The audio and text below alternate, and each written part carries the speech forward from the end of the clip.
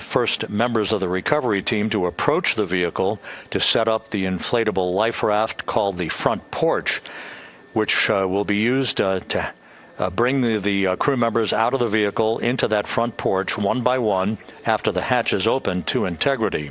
We expect the extraction of the crew to be some 45 minutes to an hour after splashdown, which would be about 30 to 45 minutes after the vehicle is powered down.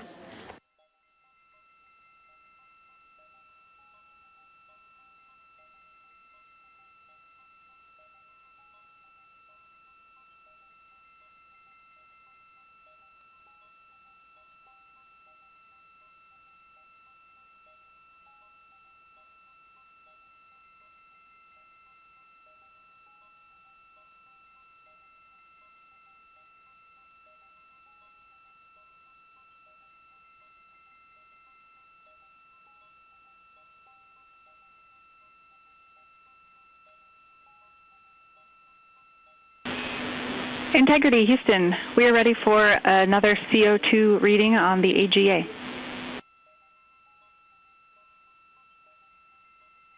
It is 5.1.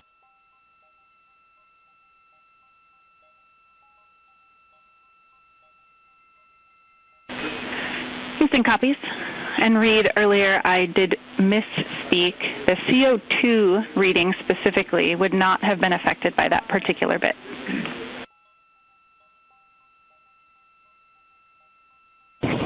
Okay, sounds good. We just know we're in an ARS suit, and that's very likely contributing to that.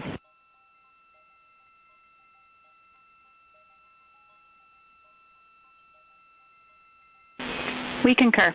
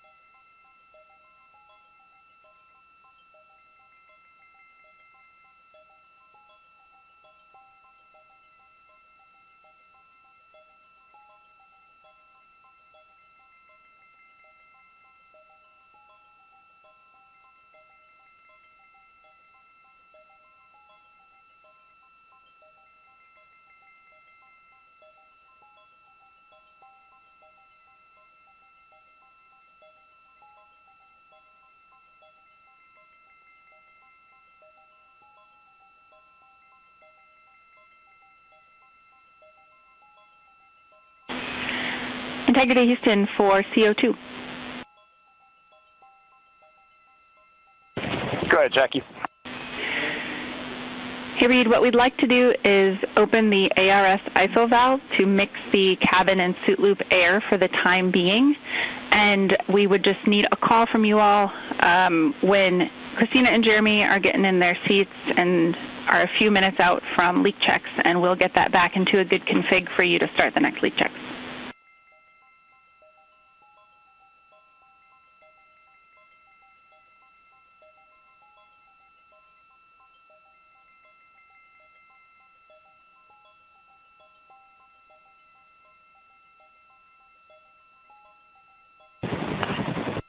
Hey, Jackie, that's a reasonably good idea. Can we just hang on that for a little bit and see how we're doing?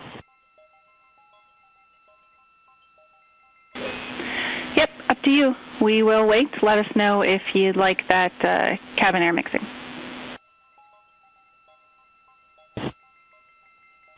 Is there a CO2 number where you guys would advise that?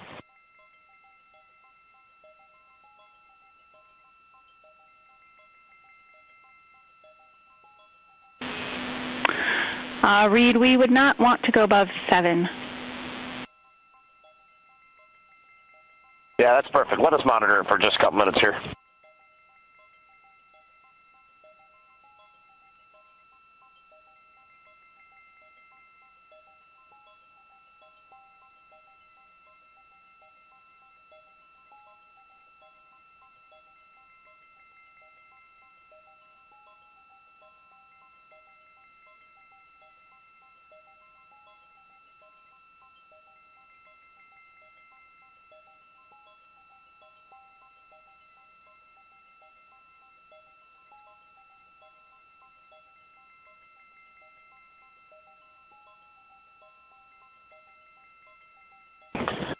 Houston, cabin entry config is complete, and Christina and Jeremy are about to start suit on.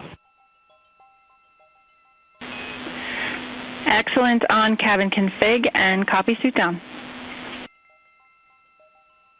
That call from Commander Reed Wiseman aboard Integrity indicating that following the successful leak checks on the 4 launch and entry suits, the crew will begin to actually don those suits now, and then they'll climb into their respective seats, both on the flight deck and the mid deck of the Integrity, in preparation for crew module, service module separation that's scheduled 1 hour and 40 minutes from now.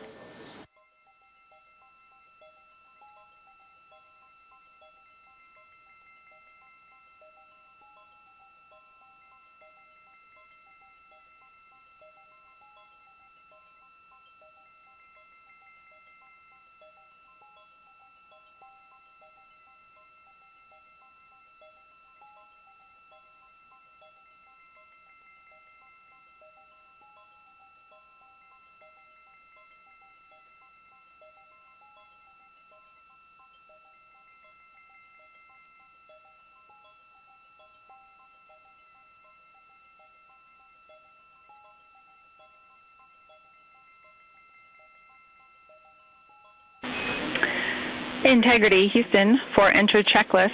Your CMSM SEP ATP is set to go. We see that on the PFD, Jackie. And the call from Capcom Jackie Mahaffey here in Mission Control to Reed Wiseman, indicating that the pyros are armed for crew module, service module separation coming up 1 hour, 38 minutes, 52 seconds from now.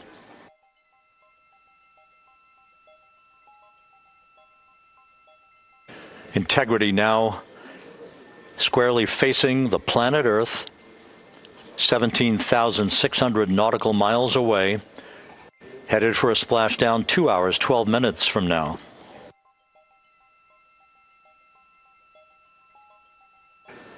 All of the recovery assets, the helicopters, the Navy P-3s, the para-rescue divers, they're all in place, ready to recover this crew following splashdown. And again, the chronology after splashdown will call for the flight control team here in Houston to assess integrity systems, make sure no toxic gases are leaking from the spacecraft.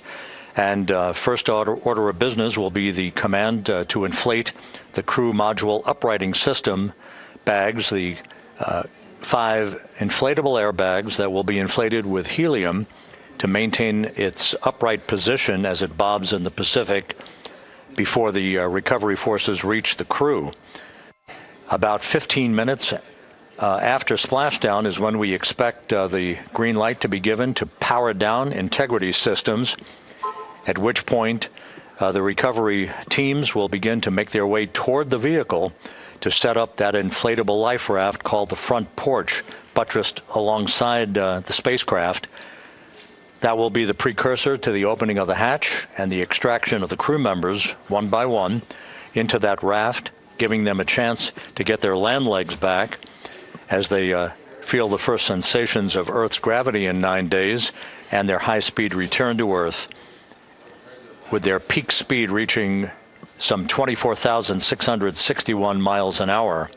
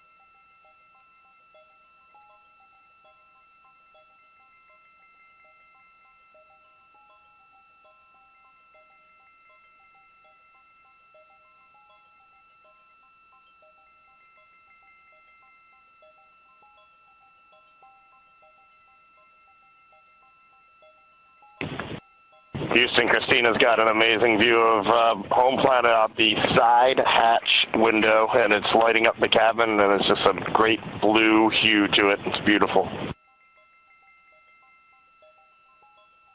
That is amazing.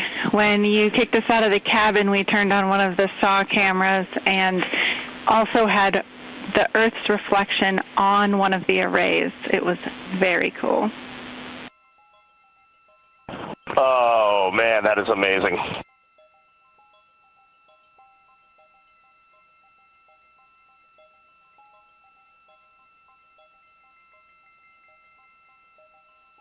This is Mission Control Houston.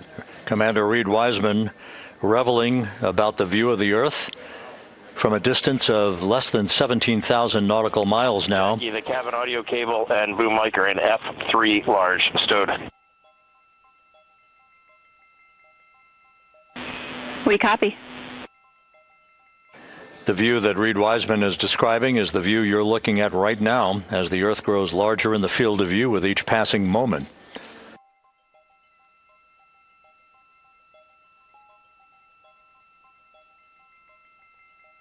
We're about 29 minutes away from the start of the NASA Plus coverage, joining our 24/7 YouTube coverage as a simulcast for the remainder of the evening through the time the crew is on the deck of the USS Mertha and in medical bay.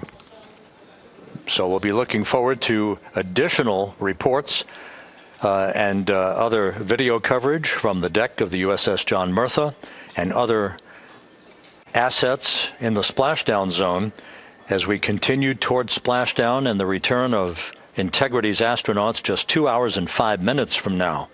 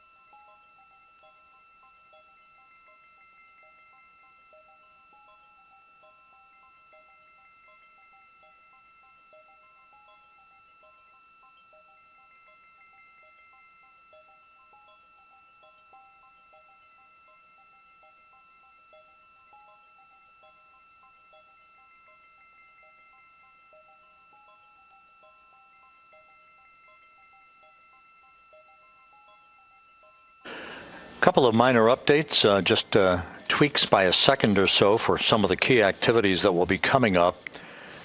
Flight Dynamics providing us with some updated information.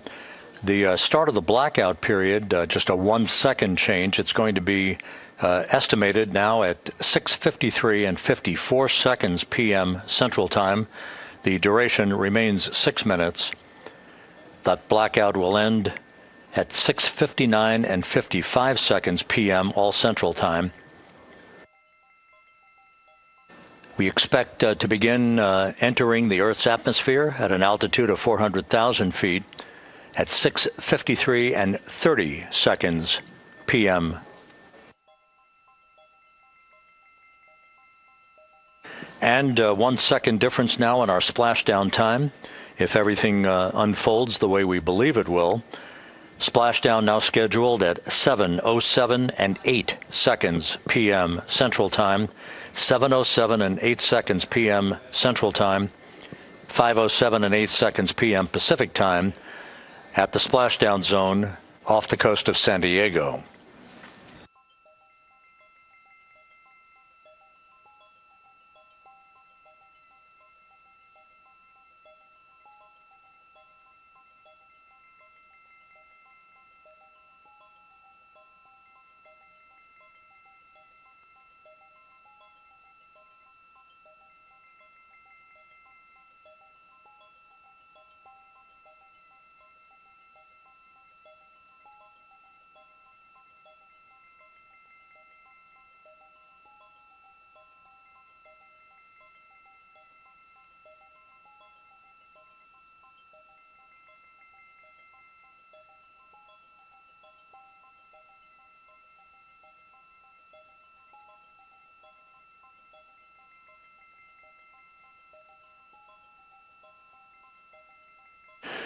And one other update, the latest weather forecast from the Spaceflight Meteorology Group passed on to Flight Director Rick Henfling, calls for the clouds in the splashdown zone to be in the process of dissipating. The winds are somewhat reduced, now just 6 knots. The wave height's still less than 4 feet. All go forecast.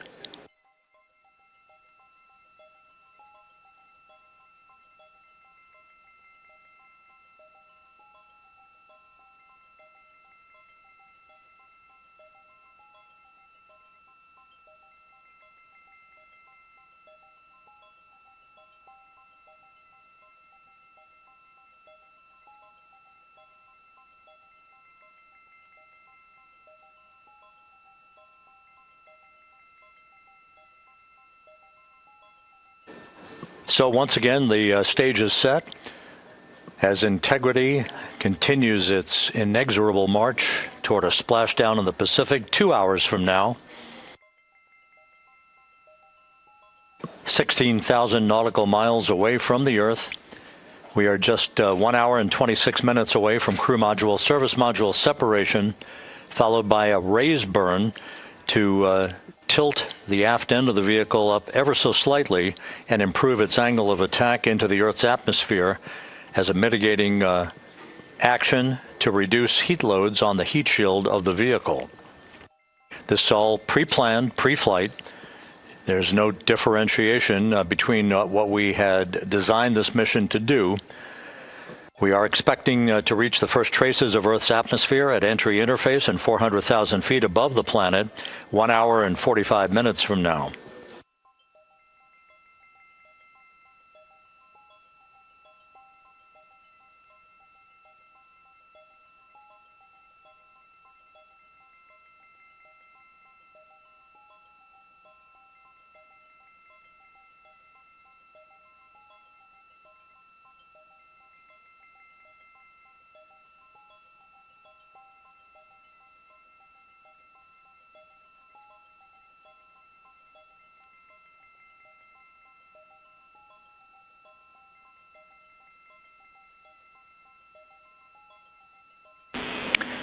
Integrity, Houston.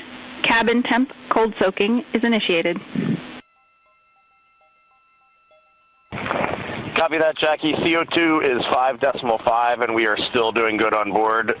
Christina and Jeremy are beginning suit done.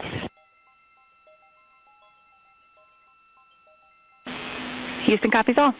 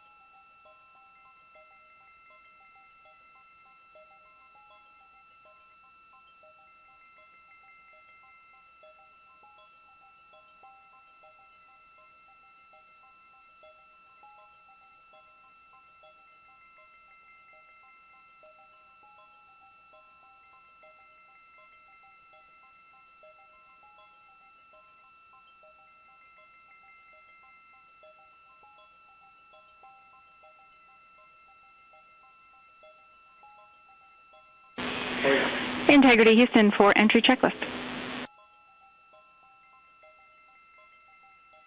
Go ahead, Jackie. Read, with this time to EI, we expect you're about to be stepping into steps 9 and 10 in the entry checklist. In step 10 for the SIP switch config, there are no deltas. No deltas to step 10. Copy all.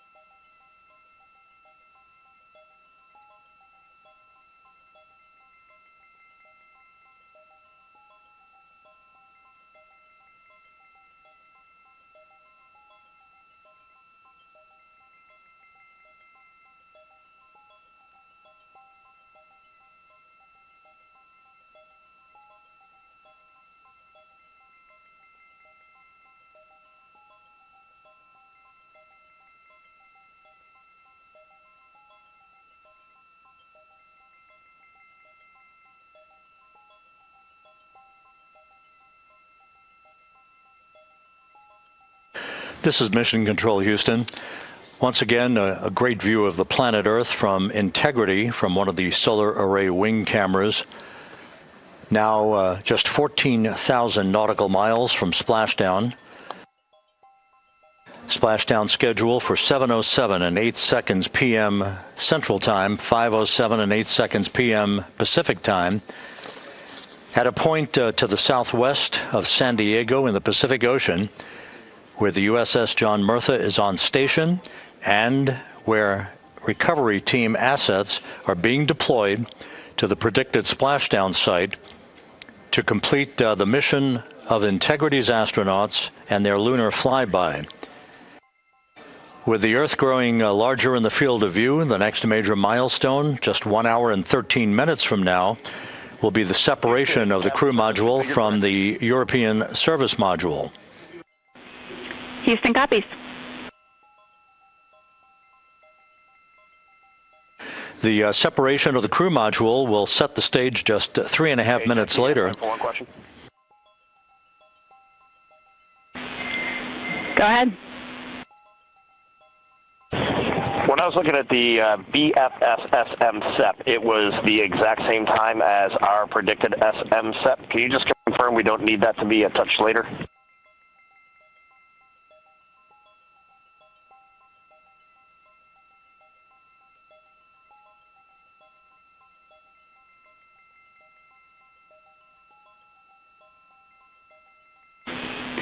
And Reed, matching is expected. That's when the sequence will begin for that whole SEP config. Outstanding. Thank you for the verification. Here in Mission Control in the Artemis Flight Control Room, Capcom Jackie Mahaffey confirming some of the timeline activities with Commander Reed Wiseman aboard the vehicle. The crew has suited up in its launch and entry suits, ready to begin the critical phase of this mission. They're homecoming to a high-speed entry and a parachute-assisted splashdown in the Pacific. Once again, the next major milestone, 1 hour, 11 minutes from now, the separation of the crew module from the European service module as Artemis's astronauts head home to complete this historic flight.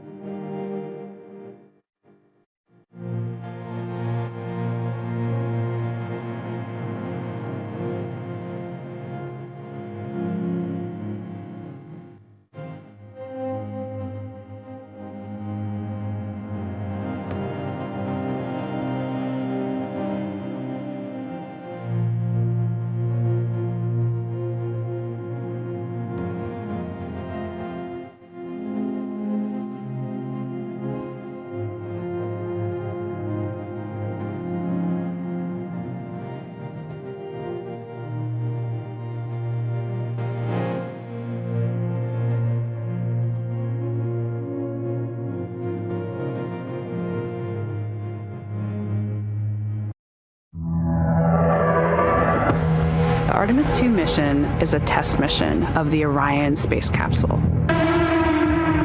Artemis II will be the first time we put humans on this rocket.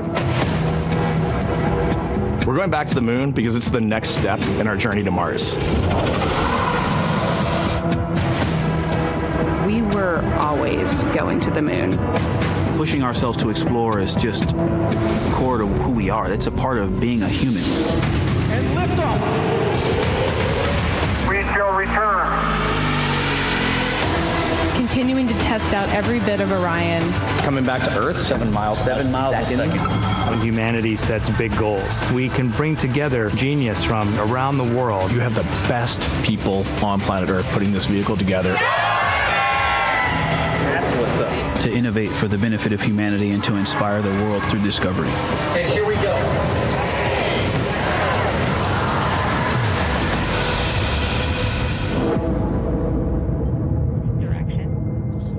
19th, 1972, 2:25 p.m. Eastern Standard Time. The Command Module America splashes down in the Pacific with Gene Cernan, Ron Evans, and Jack Schmidt aboard as the Apollo 17 mission came to an end, along with humanity's first series of expeditions to the moon. Today at this hour, you are looking live at our planet from the Integrity spacecraft, heading for a splashdown in the Pacific off the coast of San Diego just 1 hour and 35 minutes from now. And good day from the Artemis Flight Control Room here at the Johnson Space Center in Houston, where the entry flight control team is on duty at this hour, led by Flight Director Rick Henfling, joined on console with the voice you'll hear talking to the crew throughout the course of the day. That is Jackie Mahaffey, second from your left. Everything has gone extremely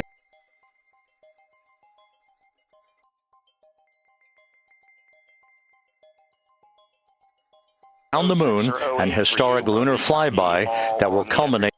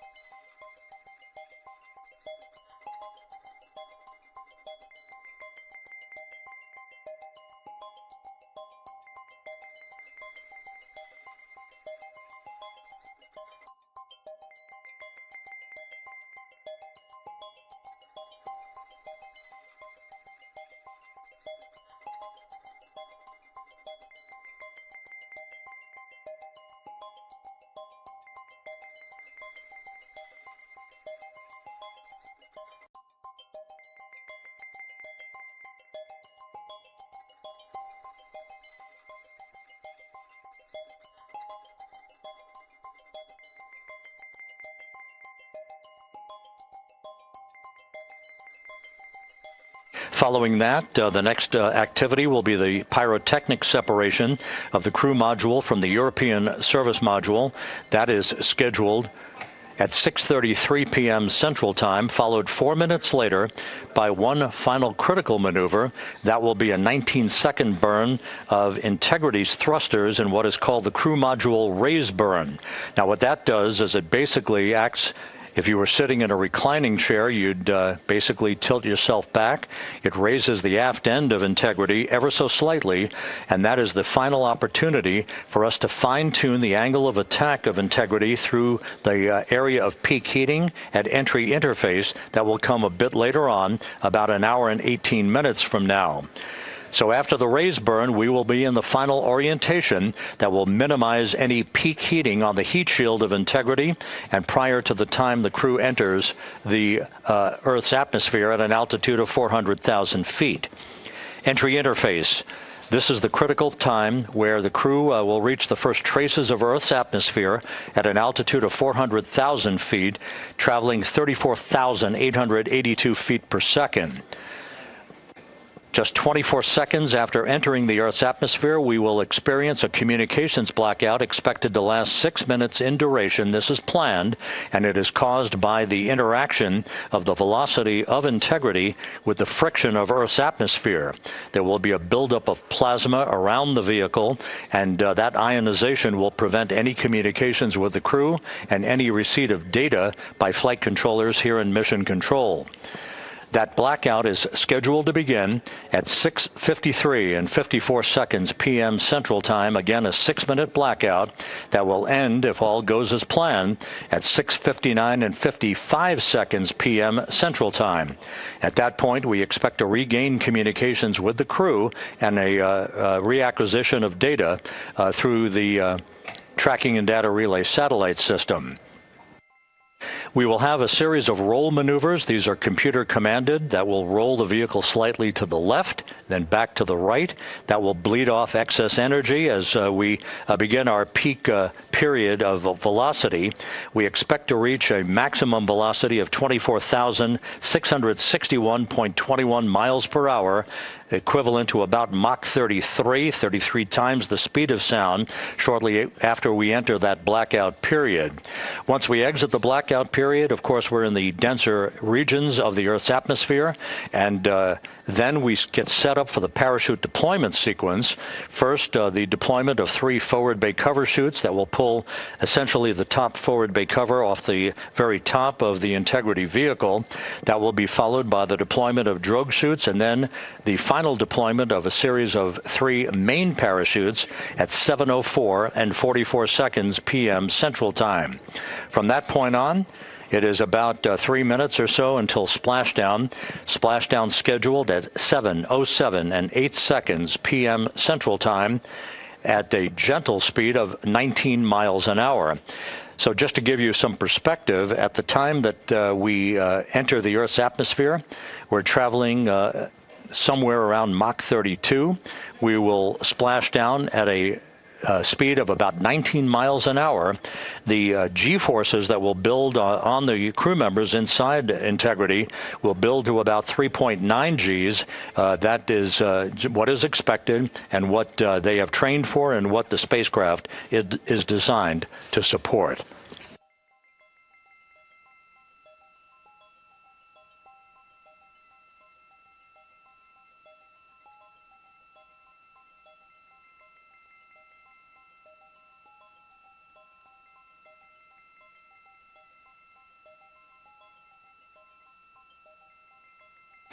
The latest weather forecast out in the recovery zone off the coast of San Diego is a GO forecast from our meteorologists here at the Spaceflight Meteorology Group at the Johnson Space Center.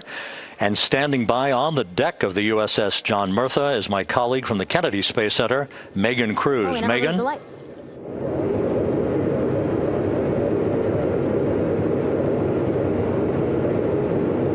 Hey there, Rob. Yeah, welcome to the bow of the USS John Murtha. This is where we will report out live updates from the ship as NASA and the U.S. military work to recover our Artemis II astronauts in just about an hour and a half. How exciting. Now, right now, as you can see, we are out in the Pacific Ocean. We are just west of San Diego. We're actually staged about 6.5 miles away from where we expect Orion to splash down. And then we will incrementally move closer. So at the time of splashdown, we'll be about 5 miles away, and then we will will move to 3.2 miles away. At that point, we'll pause, make sure that all the debris that might be coming down with Orion, because basically some parts of like the parachute system, they're jettisoned off Orion during descent. So we'll just want to make sure that those all land in the water and that we are safe to move even closer. So we will make sure that we can move a little closer, and at that point we will move to a mile away from Orion. And at that point the ship will circle the capsule while NASA and Navy recovery forces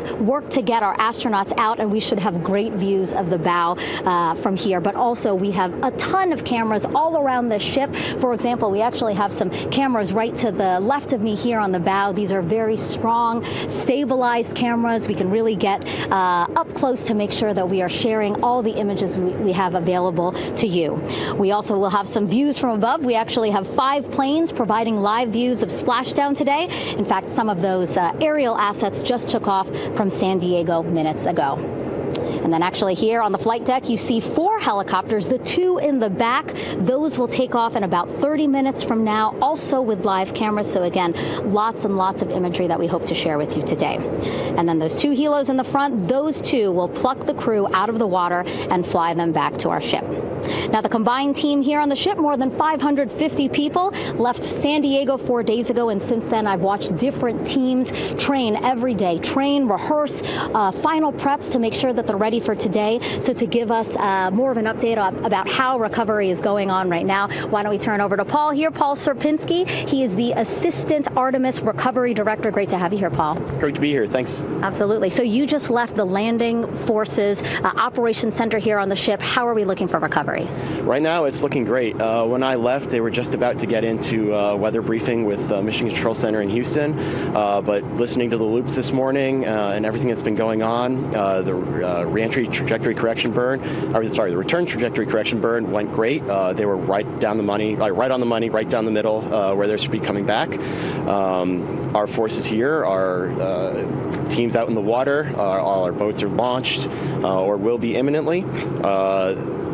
So yeah, it's just coming along great. Yeah. It's really nice to see. We did see some of those boats float behind us. We were hoping to give you a live view, but of course they floated right out of the camera shot as you came to us. But so basically the team right now here on the ship, basically like monitoring mode, but really things will pick up about 15 minutes after splashdown. Yeah, so a couple minutes before splashdown, things start happening really, really fast. Mm-hmm. Some events during the re-entry, they're maybe a second or 2 apart, and so it just takes a whole lot of effort and a lot of updates back and forth between us and Houston to try to keep track of everything that's happening, all in real time.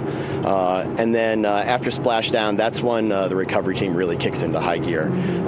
We have our boat teams, our boat crews going out, our divers doing hazardous assessments as they get progressively closer to the capsule, making sure it's safe for all of our people to go in, and it's also safe for the astronauts to come out, because really at the end of the day, that's what we're here for, is we're to make sure that the astronauts get home safe after their tremendous journey to the moon and back. But then also we have, like you mentioned on a minute ago, all of our imagery helicopters are taking imagery, camera shots of it as it's coming in all the way through splashdown. I mean, they'll see it as soon as it crosses the horizon, all the way to the ocean here. And then afterwards, we have to recover actually Orion to bring it into the well deck of the ship. Absolutely, yeah. And so once the astronauts are safe on board, then those same dive teams are going to transition into securing the capsule. They'll position some equipment around it to kind of facilitate that.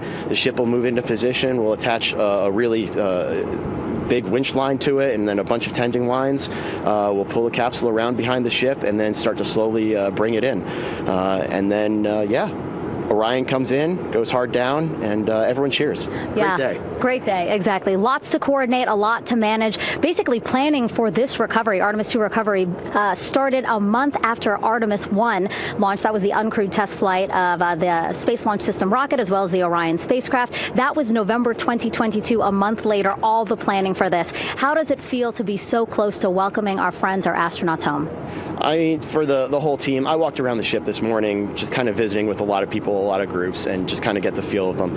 And everyone has that same kind of mentality. Everyone's excited. Everyone's thrilled to see all that work that we've been doing, like you said, for the last 3 years, since right after the last one came back till now, and some people even further back. Some of them go back a decade or more. So everyone is just excited, and they're ready. They're really ready for this, and just to be able to see our crew come back, that's going to be a thrill for everyone. How are you feeling? Are you ready? Is this something you ever thought you'd be doing? I'm ready.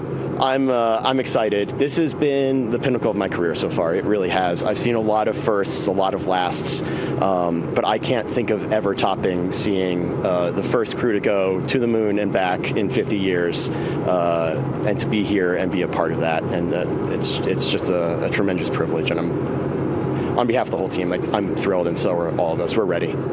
Yeah, I definitely think that those words really embody how everybody on the ship is feeling. So thank you so much, Paul. I appreciate you being here. And so, Rob, we'll toss it back to you again. We will continue to join you with live updates from the ship as much as possible.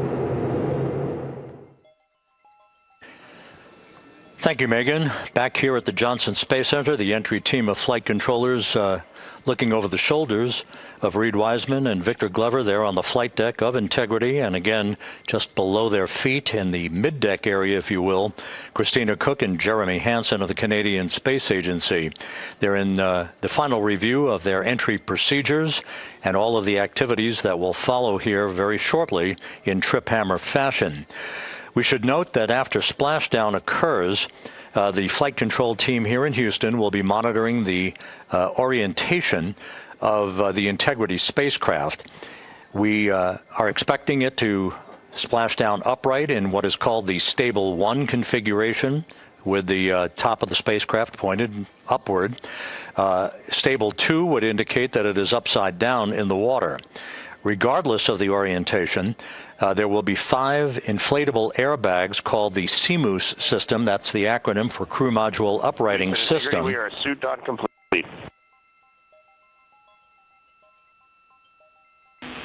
Houston copies. Reed Wiseman acknowledging that the final steps in suit donning are now complete for the crew. Leak checks have been completed earlier. The CMOOS system, those 5 inflatable airbags, will be inflated with helium. Those airbags will ensure that the vehicle remains upright. While that activity is going on, the flight control team here will be checking the systems on Integrity, also making sure that there's no leakage of toxic gas from the spacecraft. It should take about 15 minutes from splashdown to the power down of all of the systems on Integrity. And at that point, assuming everything is in a nominal fashion, then the green light will be given for the Navy recovery teams to begin to make their way closer to Integrity to begin the erection of a large inflatable life raft called a front porch that will be buttressed up alongside the hatchway to the spacecraft. That life raft will be used to bring the crew members out of this vehicle once the hatch is open, one by one. They'll get their land legs back after 9 days of weightlessness before they're put in harnesses to be hoisted one by one in sequential fashion, in an alternating fashion, to the 2 hovering Navy helicopters overhead. Houston Integrity for a status. Go ahead. Seats 3 and 4 are connecting umbilicals. We're going to be stepping into leak check soon. 1 and 2 will be seated. 3 and 4 will be free float, and we'll configure EPROC accordingly. Houston copies all.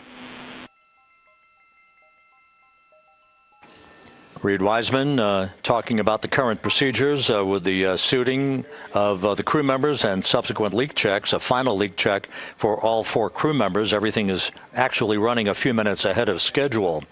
So once the life raft is inflated next to the Integrity spacecraft and the recovery teams have arrived alongside of the vehicle, the hatch will be open and the crew members will be brought outside into that front porch, as it is called, one by one.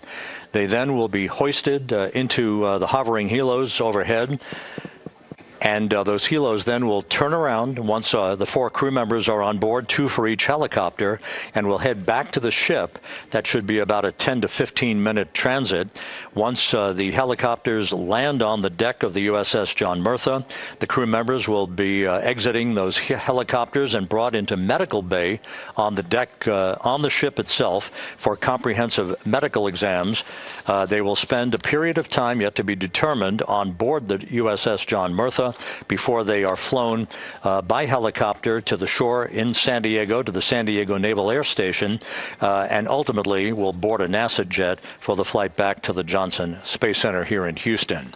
Just to recap some of the key times that are coming up, we are expecting the separation of the crew module from the service module just 43 minutes from now. That is expected to occur at 6:33 p.m. Central Time, 7:33 p.m. Eastern Time. That will be followed just 4 minutes later by the crew module raise burn, the use of Integrity's thrusters one final time in a 19-second burn to slightly tilt the vehicle up into the correct orientation or angle of attack to ensure that it enters the Earth's atmosphere at the right angle, if you will. That will help deflect the buildup of heat against Integrity's heat shield. This was a deliberate move, a change in the procedures from the Artemis I mission that resulted in unexpected char loss on the Avcoat heat shield that had not been intended based on the entry trajectory for the Artemis I mission. What we're doing is we deliberately changed the trajectory of the entry from a skip entry that was about a 3,000-mile transit across the Pacific Ocean.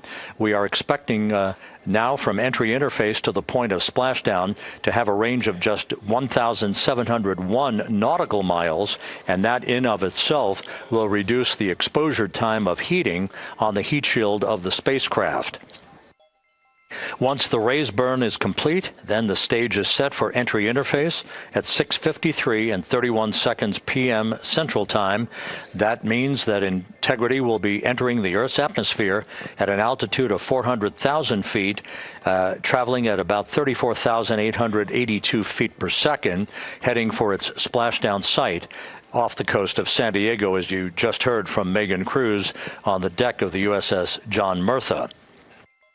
Splashdown once again under those 3 main parachutes is expected at 7:07 and 8 seconds p.m. Central Time, 5:07 p.m. Pacific Time, 2.5 hours before sunset. The actual total distance traveled for Integrity from launch to splashdown is estimated at 694,481 statute miles. Now that includes the first high elliptical Earth orbit following launch that enabled Integrity to move to 43,000 miles above the Earth at its apogee and enabling a 24-hour period of systems checkouts before the flight control team here and the mission management team gave approval for Integrity to conduct its translunar injection that propelled it on its way to the moon and its historic lunar flyby. So the total distance we expect this vehicle to have traveled at splashdown, 694,481 statute miles.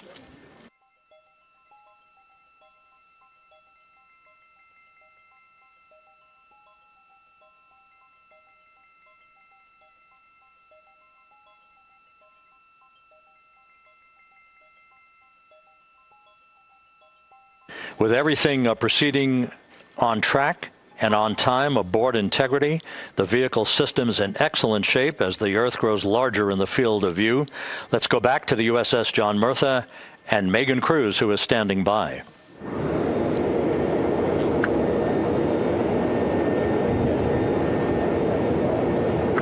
Hey, yeah, Rob, welcome back. Again, we are out in the Pacific Ocean, staged just about 6.5 miles from where we expect Orion to splash down now in just over an hour. How exciting, and the weather awesome conditions here. I know you see some wind blowing around my hair, but really nothing to speak of when it comes to having to recover our astronauts, as well as no waves here, really. So yeah, we're expecting a really great day. Also, hopefully, some really great views. You can see behind me that some of the clouds are starting to break up, so that's really exciting. And now, of course, this ship has a lot of people ready and excited to welcome our crew back home, including Dr. Rick Schuring here. He is a NASA flight surgeon. Great to have you here, Rick. You too, Megan. It is a blessing to be out here this day with our teams.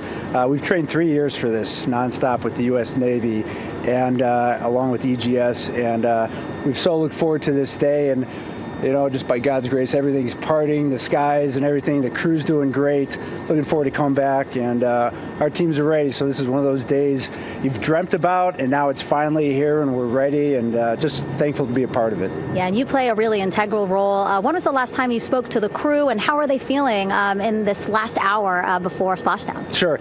Yeah, so the crew woke up. When they splashed down, they were woken up about 8.5 hours ago.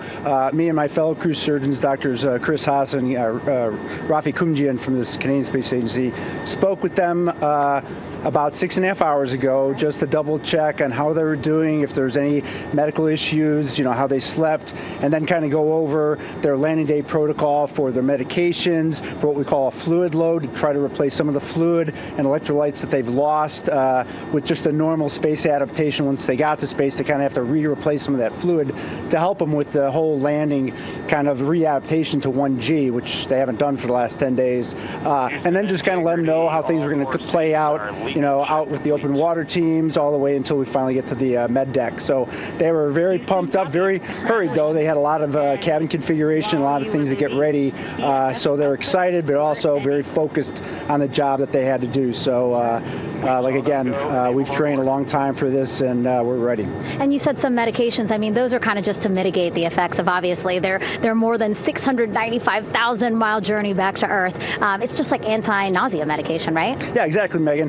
The you know, astronauts are very healthy, fortunately, and even when they come back in reentry, you know, the human system is very kind of dynamic. It has to readapt very quickly, and one of the most common responses they get is just some stomach awareness, to some nausea, even to some vomiting. And you know, with our crews that land out in Karagana, the Soyuz crews or our SpaceX crews, you know, they all kind of experience the same thing.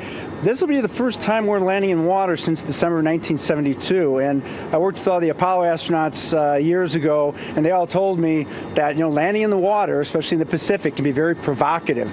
So we take steps to give them medicines to really mitigate some of that nausea, vomiting, help them feel a little bit better, and also sometimes just use a little anti-inflammatory medicine just to help with coming back to 1 Earth, or 1G. The effects of microgravity, especially as you age and you have a little arthritis, you feel great in microgravity, and everyone kind of curses coming back to the ground, like, oh dang, 1G, but so that helps a little bit. But for the most part, the main thing is just replacing that fluid and then trying to help them with that transition back to 1G, and then we're ready to go. Yeah, and their health is assessed almost immediately after they splash down. Yeah, so we have Dr. Jesse Wang, and we have our independent duty corpsmen, who are the Navy version of paramedics, extremely highly trained, highly experienced Navy medics and divers, who will go out there, open the capsule about 25, 28 minutes after splashdown and do the first initial assessment. So Jesse and his team will go out there and look at each crew, kind of do their assessments, get vital signs, report back to Drs. Haas and Kumji and I back in the med bay,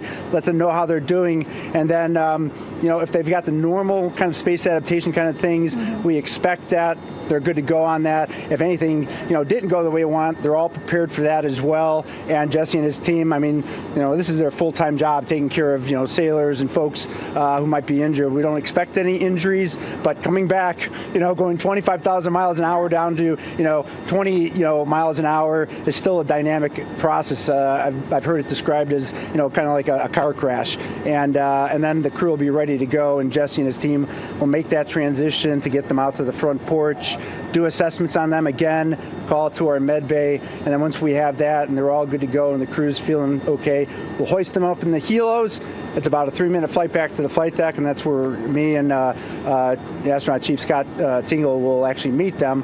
I'll get eyes on them, make sure they're all good, just take very slow transitions, and then one by one we'll either get them out with the SMTs, the SAR med techs, under each arm, just kind of just walk them very slowly to med bay, which actually helps them acclimate back to 1G. Or if they really don't have their sea legs back yet, then we might put them in what we call a stair chair, which will be right behind them, and then just very slowly kind of get them back into med bay to start our full assessments for the team. Yeah, so a really great team here to support them as soon as they get back, and also all throughout the mission, of course. You talked a little bit about this, but obviously, we have seen astronauts return from the International Space Station for over 25 years, so we kind of know that that journey, how it affects the body. But yes, we're talking about humans returning from the moon for the first time since 1972. How is this different from your perspective?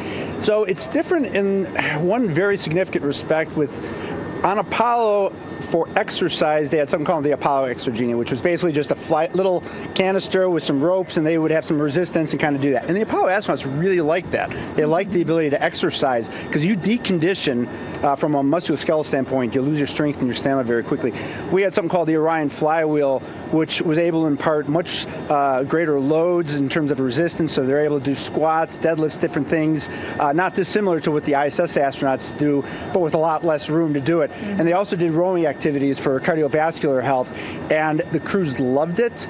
But for the lunar crews, the future lunar crews, maintaining that physical conditioning, which our astronaut strength conditioning rehabilitation specialists, affectionately known as the ACERs, back in Houston, really work hard to get them in the best shape they're going to have to be in to get to the moon. That device hopefully will maintain that. And Apollo only had about a 4.3-day journey to the moon. Our astronauts are going to have about a 10 to 14-day journey. Right. So maintaining that physical fitness, that strength and stamina is going to be crucial for the success of being able to do those very physically demanding lunar EVAs. Right. So we're very excited about what the astronauts have said about the device and what they have to say about the role exercise plays, going to the moon. And also the mental benefit. Sure. They just really like sweating, breaking the sweat, and actually just feeling like they're just getting a workout. Right. So thank you so much, Rick. I really appreciate it. I know they're going to be in good hands, so we'll let you get back to it. Thank you so much. Megan, thanks for the time. Back to you, Rob.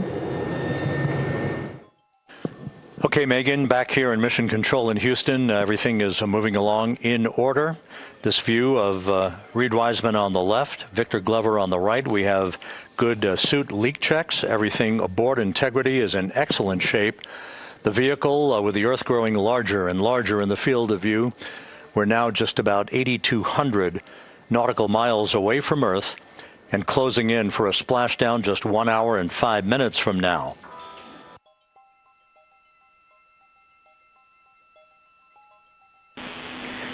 Integrity, just under a minute till your GPS maneuver initiates, and both GPS units look eager to acquire. Outstanding. Seats 3 and 4 are working on seat strap in now.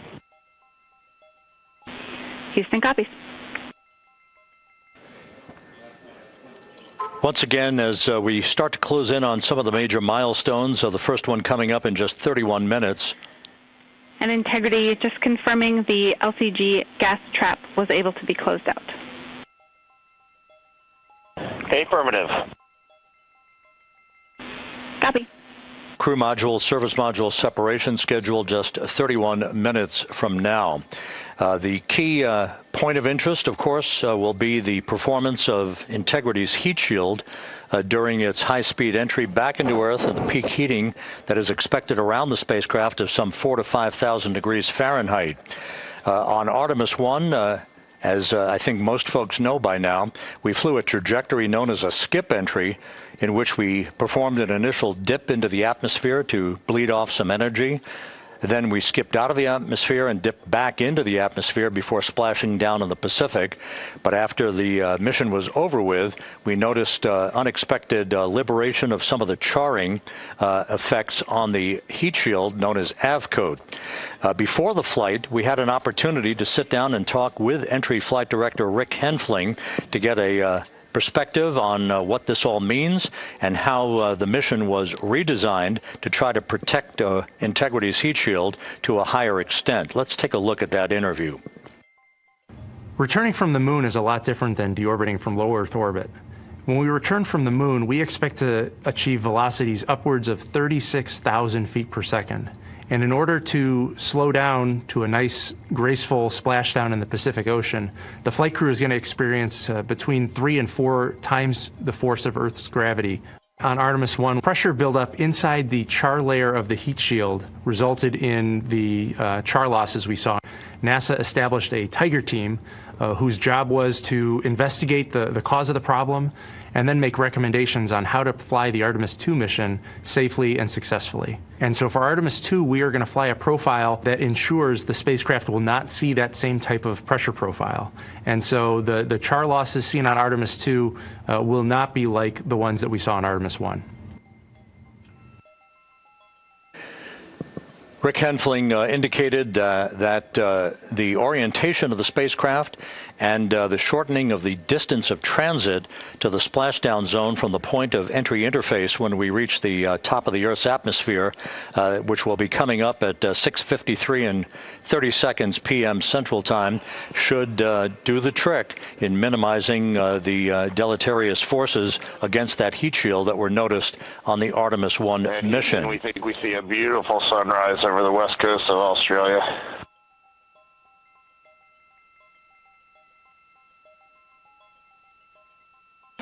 We copy.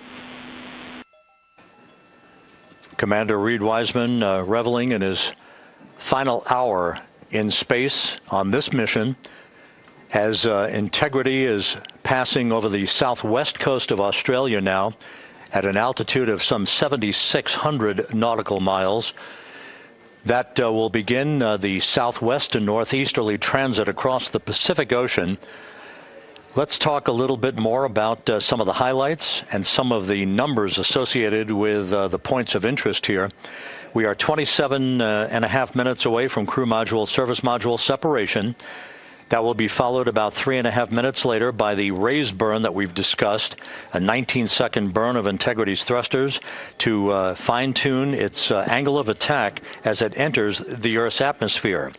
Entry interface is scheduled 47.5 minutes from now. That's the point at which we will reach the top of the Earth's atmosphere, traveling about 34,882 feet per second at an altitude of 400,000 feet. Just 24 seconds after entry interface, we will begin a blackout period of 6 minutes in duration at 6:53 and 54 seconds p.m. Central Time. Now, about 10 seconds after the blackout period begins, we are expected to reach peak speed, which would be 24,661 miles an hour. That'll be about 103 miles an hour short of the velocity record set by the Apollo 10 astronauts, Tom Stafford, Gene Cernan, and John Young, when they returned from the moon on the Apollo 10 mission in 1969. That blackout period is expected to last 6 minutes in duration. At 6:54 and 52 seconds p.m. Central Time, we'll reach our peak heating period of about 4,000 to 5,000 degrees while we're in a communications blackout from Integrity and its astronauts. That blackout should end at 6:59 and 55 seconds p.m. Central Time, at which point we expect to regain communications with the crew. Capcom Jackie Mahaffey here in the flight control room will be talking to the crew, calling them, and we'll await a response from the crew as they come out of that blackout period. And at that point, their altitude will be just 157,000 feet above the Earth, traveling at 13,000 feet per second with a range to splashdown of just 147 nautical miles. From that point on, the next key series of events will be the deployment of a series of parachutes that we discussed before. First, the forward bay cover chute deploy that will pull the forward bay cover away from the top of Integrity, followed by drogue chute deploy, and then the main chute deploy that's expected at 7:04 and 44 seconds p.m. Central Time. That will begin the gentle descent of Integrity towards its splashdown at just a velocity of just 19 13 miles an hour, and that will begin the recovery operations that you just heard Megan Cruz discuss with her folks on the USS John Murtha. All of Integrity's systems in great shape. The crew is suited up. Leak checks complete as we stand by for the next major milestone, which will be the crew module service module separation just 24.5 minutes from now.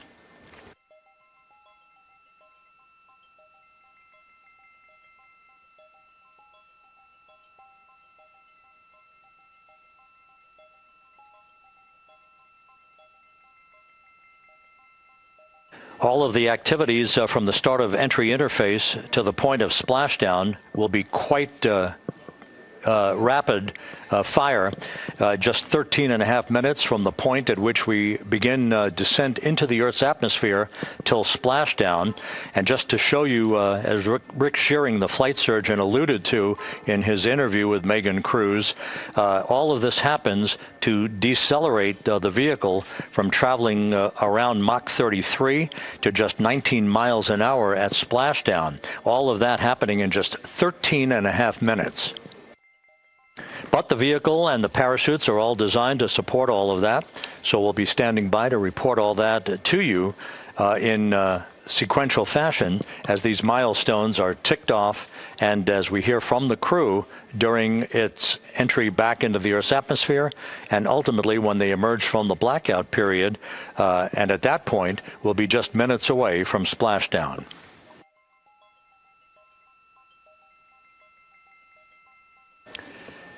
So with all of those preparations ongoing, we can return here briefly for another report from the USS John P. Murtha and Megan Cruz. Megan?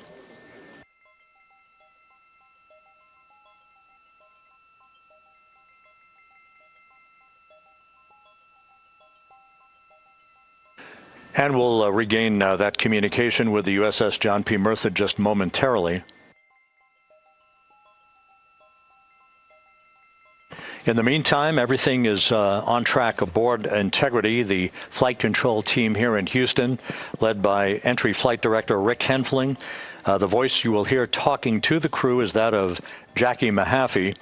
She will be reporting everything to the crew and receiving their reports as they enter the Earth's atmosphere for their 13.5-minute plunge back into the atmosphere for splashdown off the coast of San Diego. Now we have the ship back with us and Megan Cruz aboard the USS John P. Murtha. Megan? 11 balloon, right?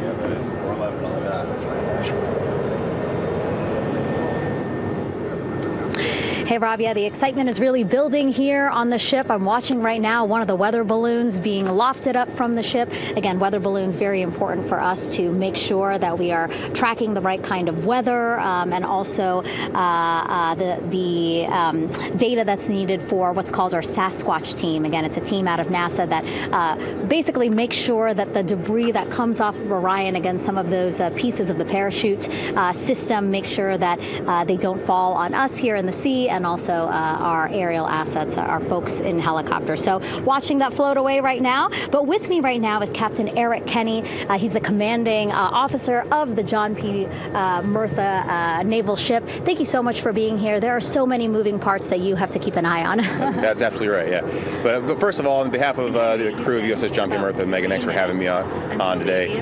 Happy to tell you what we're doing and excited to get the interview started. Yeah, absolutely. Why don't we actually take a look at the flight deck here? We'll start there. Basically, we also, while watching this weather balloon float away, we noticed all 4 helicopters leave the flight deck. We now have an empty flight deck. We had 2 imagery helos as well as the 2 crew helicopters that will go recover the crew. This is just one of the many things that, again, our ship of 550 people, it's something that you oversee as commanding officer. Yeah, absolutely. Every commanding officer, I would say really every naval service member, our priority is always safety. And as the commanding officer, I take that as one of my primary roles here on board. Mission accomplishment is important, safety always.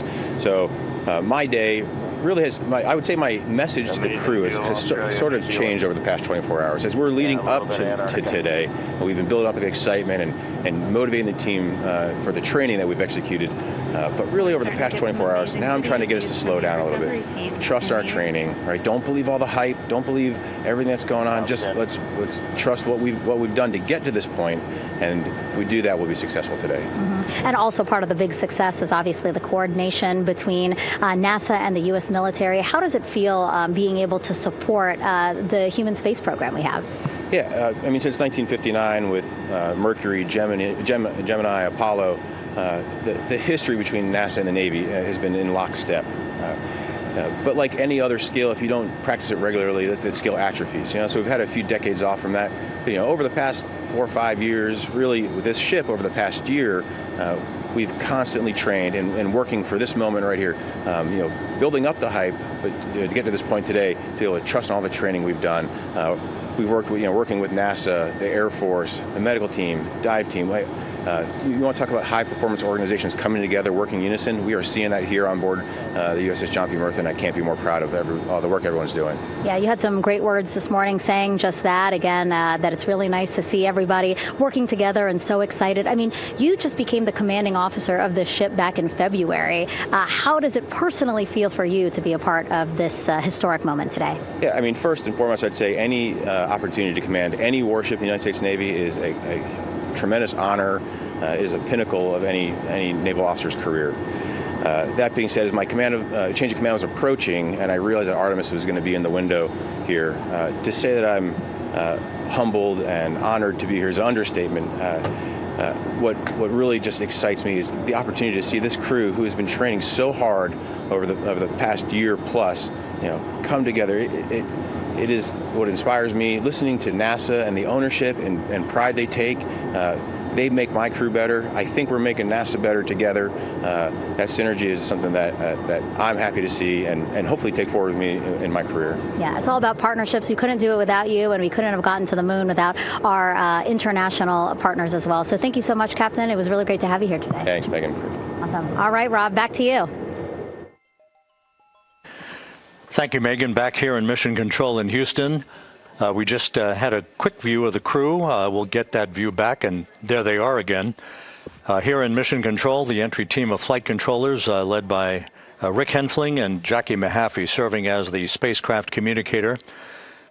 We have just handed over communications links from the Deep Space Network that we communicated with the crew through from the time of the translunar injection burn back on April 2nd. We've just handed back to the Tracking and Data Relay satellite system as we prepare for the crew module service module separation that will take place just 17 minutes from now.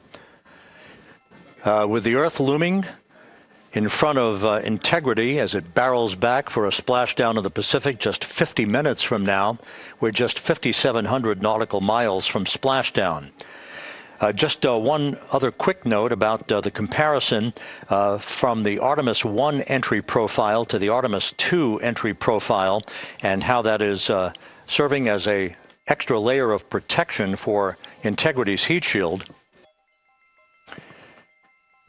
The Artemis I entry had an entry range of some 3,178 nautical miles, a very long downtrack and a very longer period of exposure to heat loads than we're experiencing tonight. It also had that skip entry profile that we discussed earlier, dipping into the Earth's atmosphere, then back out, then back in. It was about 20 minutes of exposure. Integrity, Houston, comm check on TDRS. Jackie, we have it loud and clear on TDRS. We have you the same. And there's one of the weather balloons being deployed from the USS John P. Murtha.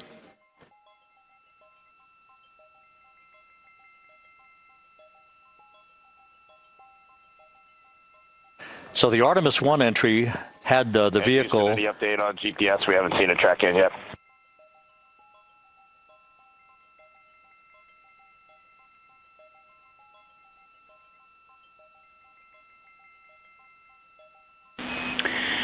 Reed, we are watching. We are starting to get into the window where they may start acquiring, so should be within the next 10 minutes.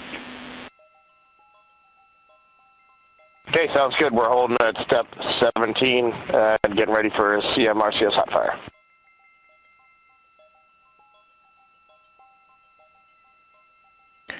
And that exchange indicating that we are expecting to acquire data from the GPS system on board. That'll be a navigational tool that will basically tell Integrity's computers that they're on track down the center line of the corridor for the entry interface that will lead them to their splashdown point.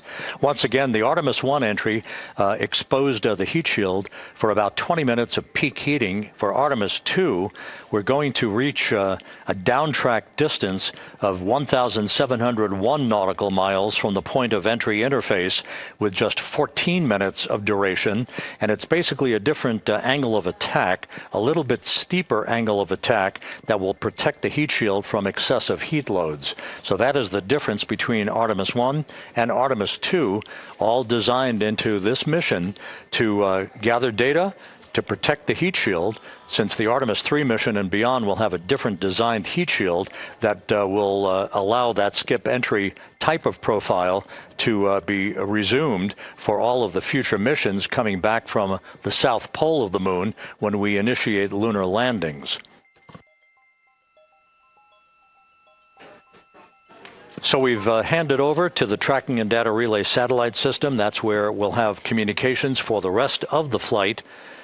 Just to give you some time hacks here, we're 13.5 minutes away from crew module, service module separation, and just 17 minutes away from the raise burn, that 19-second firing of the thrusters that will basically be the final fine-tuning of the angle of attack for Integrity as it enters the Earth's atmosphere.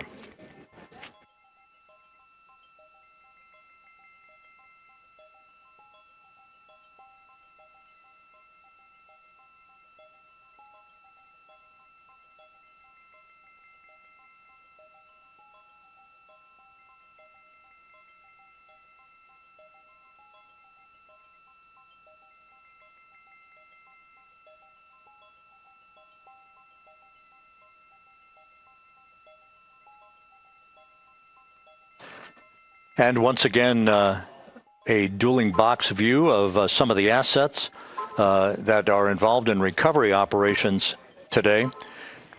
The Integrity, cabin configured, all crew suited and seated. Houston, copies. That confirmation from Reed Wiseman aboard Integrity, as you see the assets being deployed to the splashdown zone. At the time of splashdown, we expect the John P. Murtha to be about 5 miles away from Integrity, keeping a safe distance until we are sure that the vehicle is in the water and upright, and that it is in a good configuration system-wide for the recovery teams to begin to approach the vehicle to erect that inflatable raft. 2 minutes to CM-RCS warm-up hot fire. We're ready. That call from spacecraft communicator Jackie Mahaffey indicating that we're 2 minutes away from a quick burst of the reaction control system. Thrusters, that will be a hot fire test prior to the separation of the crew module from the service module. The European service module has performed flawlessly throughout this flight.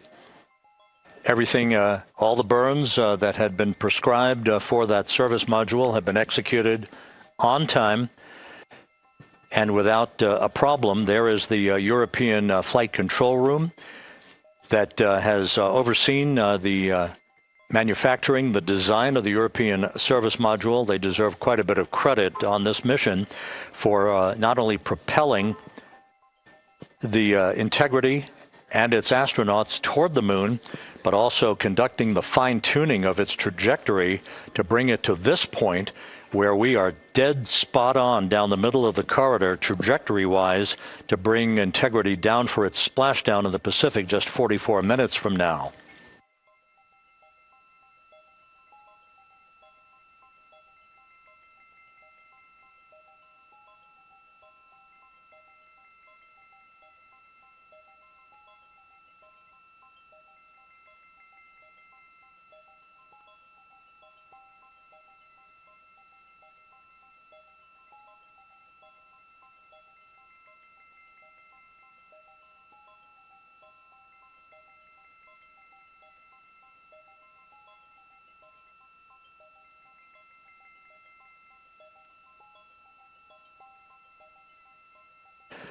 What you're looking at is a computer-generated visualization based on real-time telemetry from Integrity. Currently traveling about 16,000 miles an hour.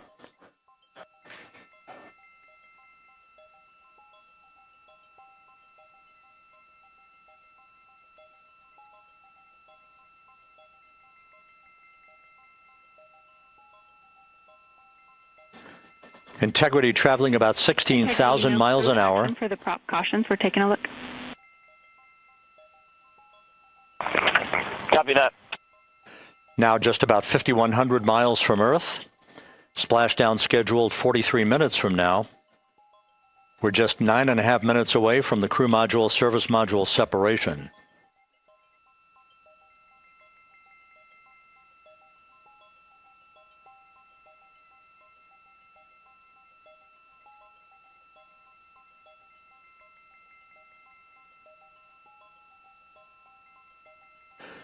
We are confirming. Integrity, we are assessing details, but so far looks like a good hot fire. Looks good on board, Jackie. Thank you. And Jackie Mahaffey took the words out of my mouth. I was just about to say that we had a good hot fire test of the thrusters in advance of the crew module service module separation that's coming up just 8.5 minutes from now. This will begin the period in which we will have rapid-fire succession of critical activities on board that will lead to entry interface just 28 minutes from now, where the vehicle will enter the Earth's atmosphere at an altitude of 400,000 feet. The time of entry interface, 6:53 and 30 seconds p.m. Central Time.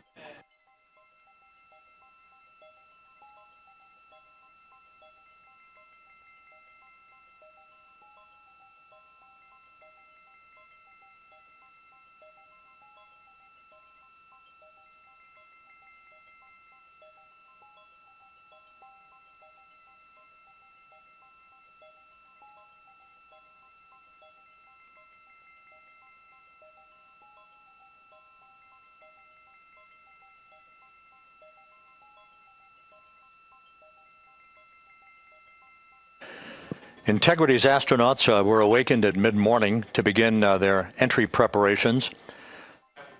And propulsion officer now reports a good hot fire test in preparation for the crew module service module separation.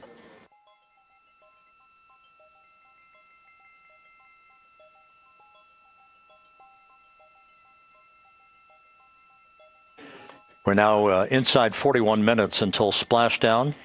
Integrity Houston, we have confirmed a good CMRCS hot fire, and although we are not seeing GPS acquired yet, you can skip the troubleshooting steps in 157 for now. Integrity copies.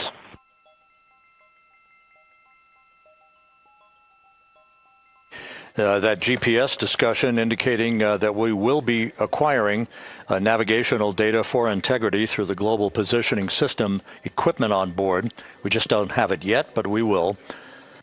All of Integrity's systems are in great shape to support its high-speed entry into the Earth's atmosphere.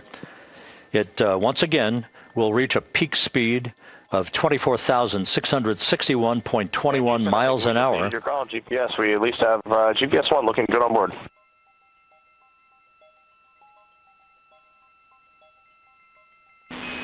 We are confirming.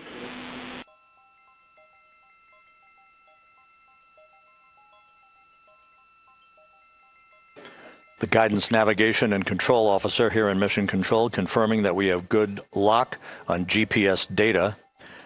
We are on a communications link now through the tracking and data relay satellite system. Now, following splashdown, we're going to lose that link and go to what's called a VLDR, a very low data rate communications link, so that we can talk to the crew inside Integrity as they are on the water. Integrity, confirm we do see good GPS. We do too, especially GPS 1 is accepting in nav channels 1 and 3. That GPS data is basically telling Integrity's onboard computers its position relative to the Earth, but its trajectory and its orientation according to flight dynamics, and the guidance, navigation, and control officer is spot on. We have now armed the pyros for the crew module service module separation coming up less than 5 minutes from now.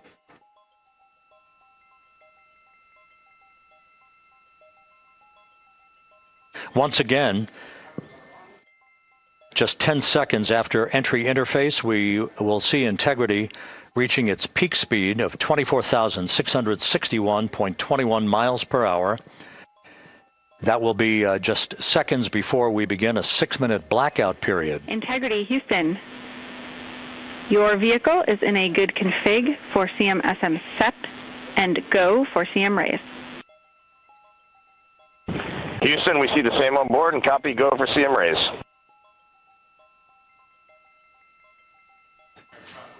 That CM raise referred to as the slight firing of 19 seconds by Integrity's thrusters with a change in velocity of 9.9 feet per second, a slight nudge of the aft end of the vehicle so that it's tilted a bit upward, providing the final angle of attack as the vehicle enters the Earth's atmosphere, this being the mitigating factor that will reduce heat loads on the heat shield as we reach a point downrange from the start of entry interface, some 1,701 nautical miles to the splashdown site.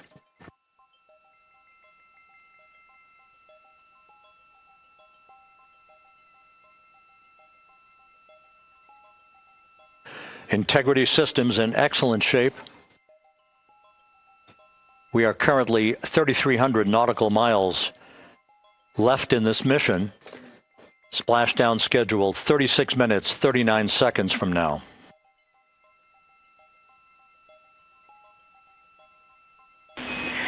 Integrity, Houston. For the 2 enabled prop cautions, what happened is while the thrusters were firing, multiple pressure sensors on each of the strings diverged a bit from each other. Those limits look to be set pretty tight. We think it could happen again when the thrusters fire in the future, so we are going to suppress those messages. We concur with suppress, not inhibit. Thank you. That exchange between Jackie Mahaffey, our Capcom for tonight, and Reed Wiseman aboard Integrity, indicating basically to ignore sensor data. All of Integrity's systems are in good shape.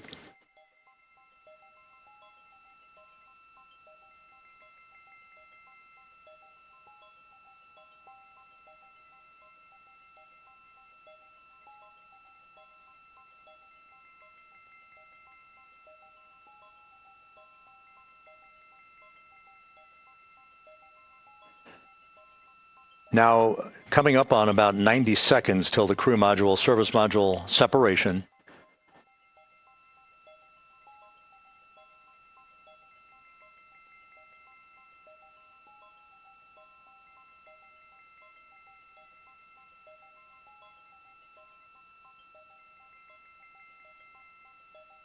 All quiet here in Mission Control as we enter the most critical phase of the completion of this flight. All of the preparatory activities leading up to the vehicle entering the Earth's atmosphere just 21 minutes from now.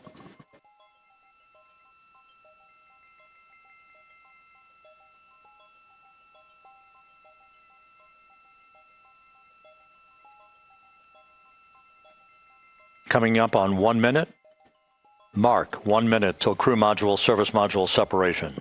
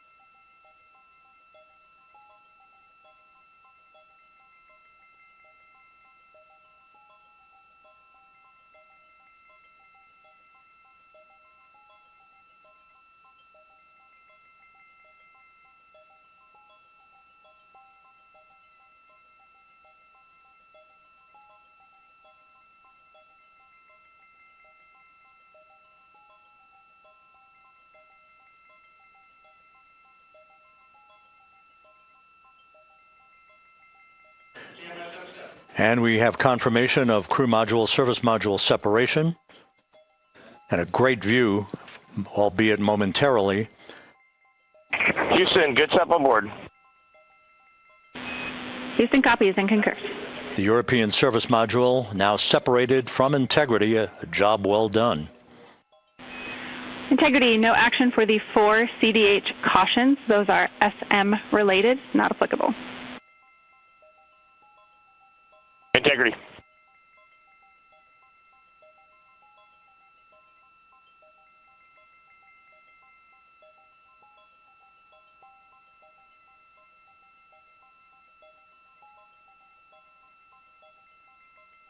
So, with Integrity now flying free on its own for the remaining 32 minutes of this mission, next up, the raise burn, a 19-second firing of Integrity's thrusters. Good GPS 2.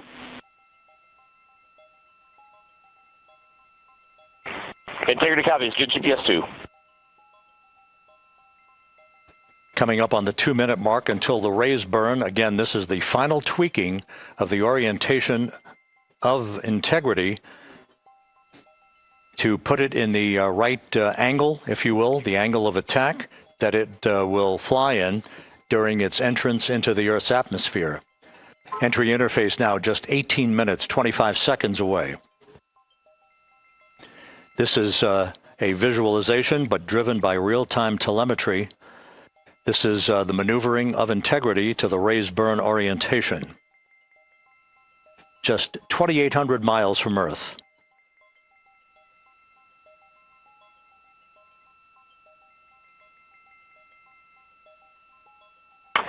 Houston, we got a great view of the European service module out the window with the sun hitting the side and the solar rays and the NASA worm right there. It's a beautiful looking machine. Roger.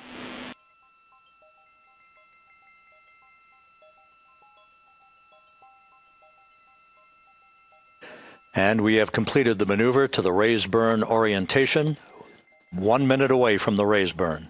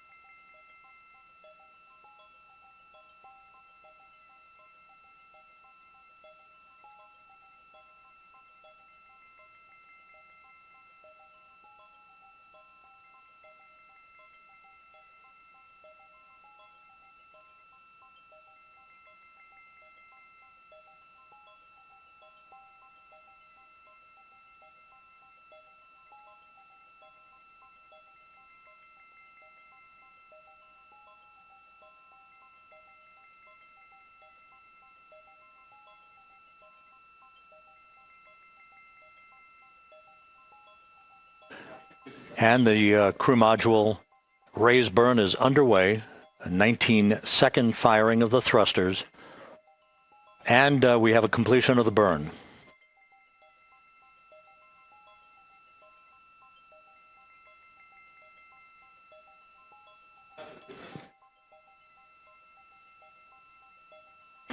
Integrity, good. CM raise burn. Your flight path angle is within limits.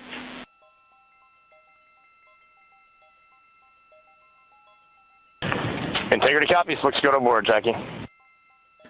So the final maneuver is now complete. Our trajectory for a splashdown in the Pacific 29 minutes from now is set and will not be amended any further. And we have the right angle of attack to mitigate any excessive heat loads on the vehicle during entry interface. Integrity, Houston, a heads up about comm coverage. When you perform the 180 roll, for the first minute or so in that attitude, we expect about a minute LOS. We copy.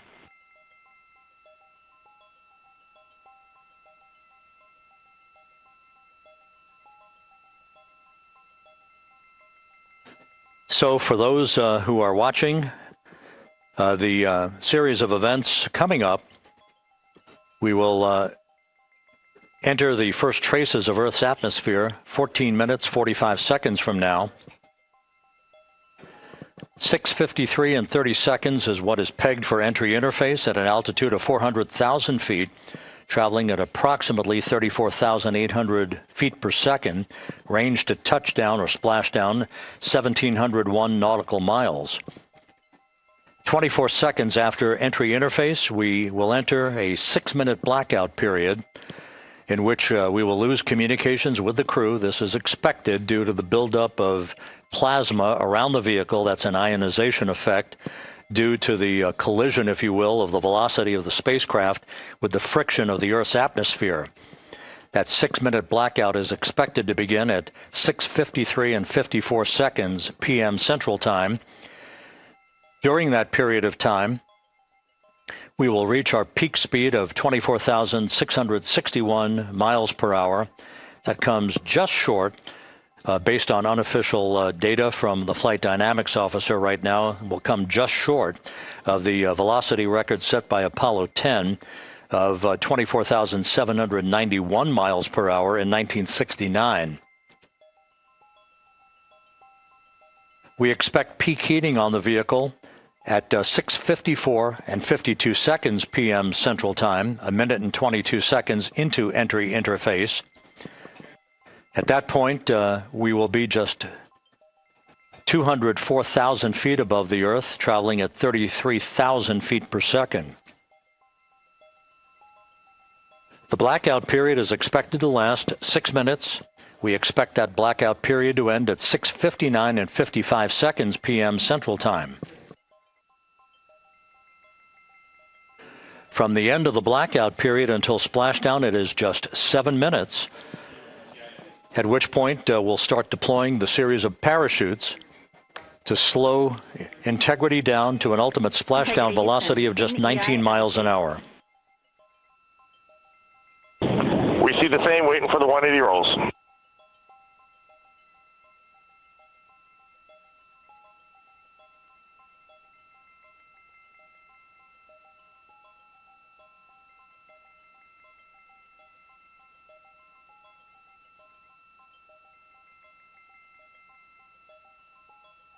The parachute deployment sequence, once again, will come in several segments, but in rapid-fire succession. And we have a great view of the moon out window, too. Looks a little smaller than yesterday. Guess we'll have to go back.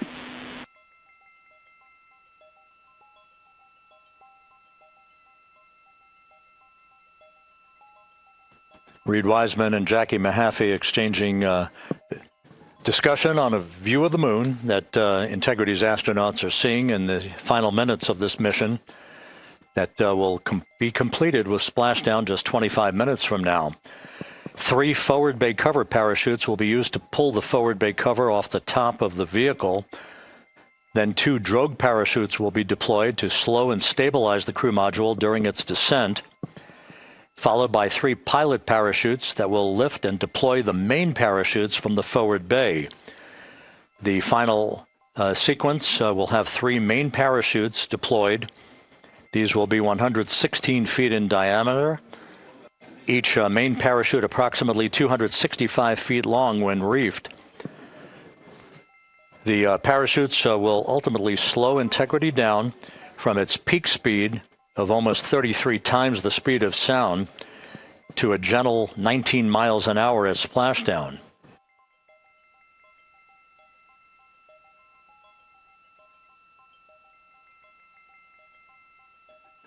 The vehicle is now currently in a roll to the proper attitude for entry interface.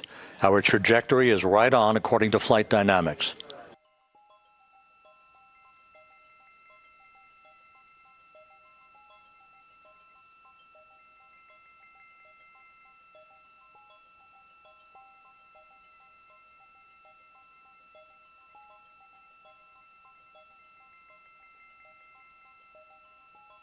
Integrity is on a trajectory from southwest and northeast across the Pacific Ocean, descending at a rate of 15,000 feet per second.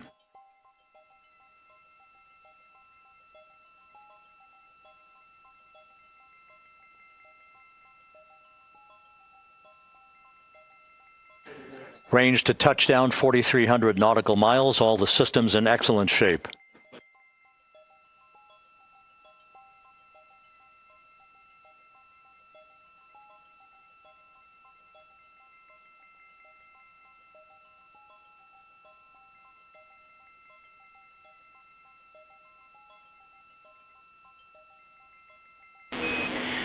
Integrity, Orion in the EI roll 180 attitude.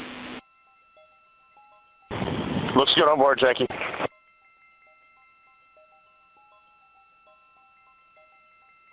This view out of one of Integrity's windows. We had a call for 3 good baros. Those are barometric pressure sensors that feed altitude and rate of descent information to Integrity's computers that will trigger the parachute deployment sequence. We are less than 9 minutes away from entry interface, 22 minutes from splashdown.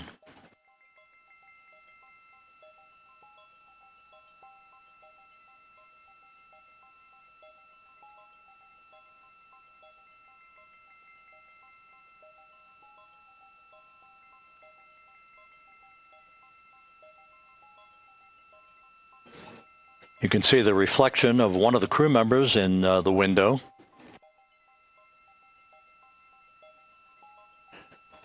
Out in the Pacific, the weather conditions remain go.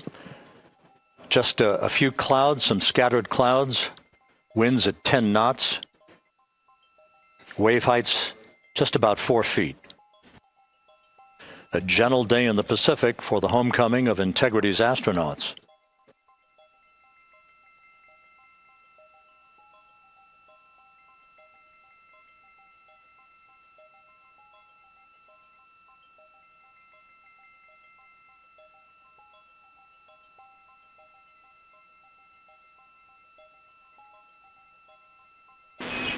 Integrity back in EI attitude.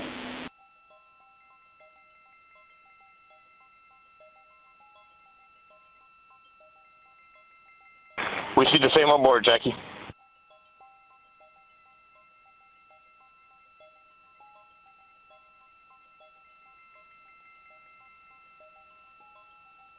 Houston, purge is complete. Crew and vehicle are configured for entry. Houston copies. And we're in step 37, transferring nav state to BFS.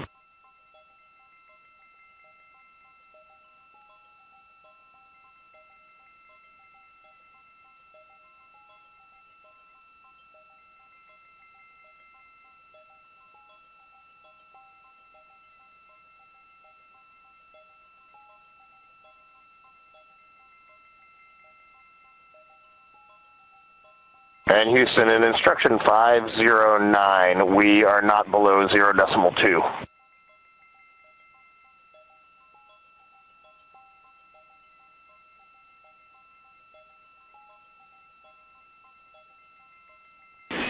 Integrity, no action required. Integrity.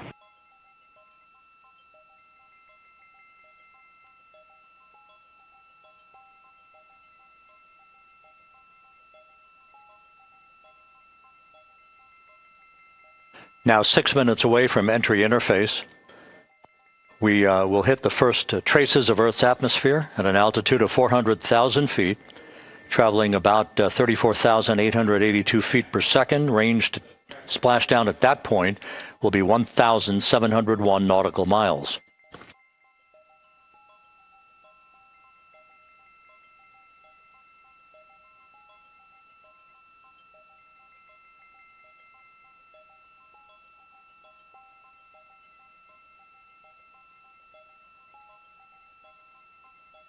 And once again, just a reminder, some 24 seconds after entry interface, we do expect to lose communication during a 6-minute blackout period when a plasma shield will build up around the spacecraft due to the ionization, due to heating effects.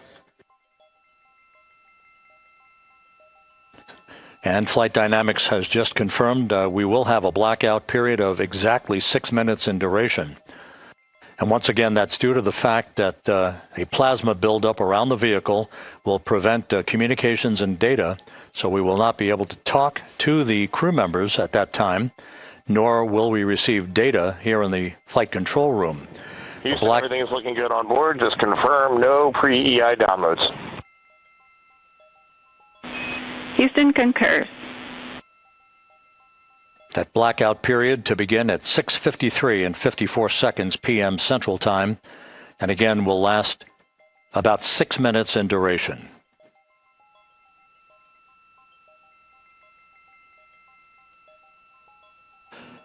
We're 4 minutes away from entry interface.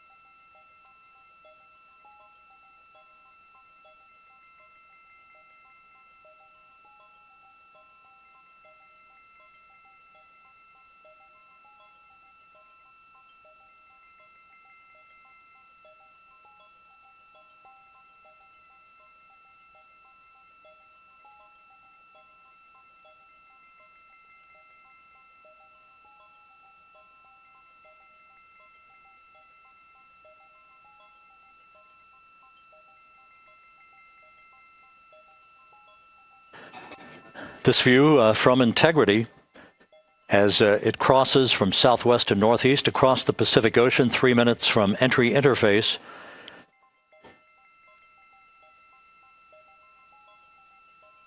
"16.5 minutes till splashdown."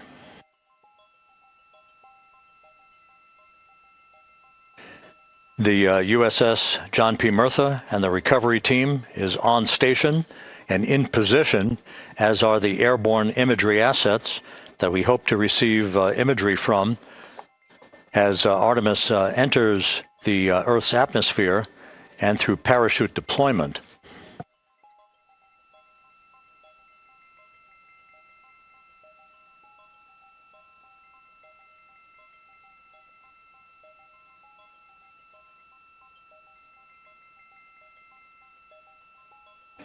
All of Integrity's systems are in great shape. The crew is ready to complete its mission just 15.5 minutes from now. All of the activities today have gone off in perfect fashion. No issues with the vehicle, no issues with the crew. And the weather at the splashdown site is go.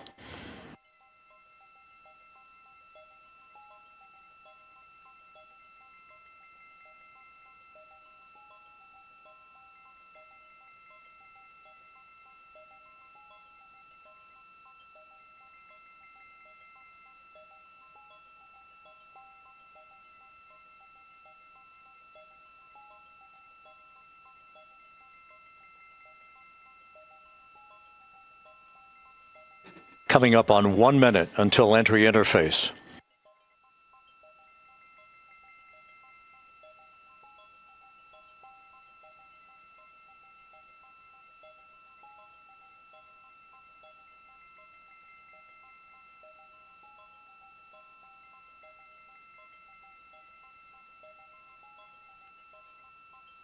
Mark 1 minute until entry interface. 1 minute, 20 seconds until the expected start of our 6-minute blackout. Integrity, 1 minute to a 6-minute blackout. Integrity.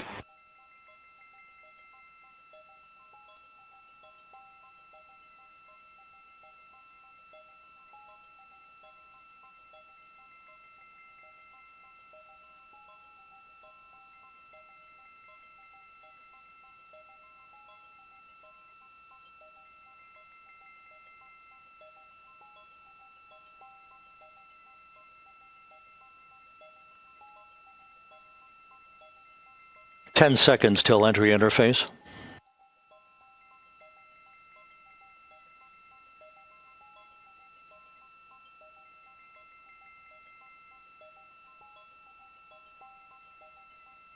And we have crossed the threshold, now entering the Earth's atmosphere.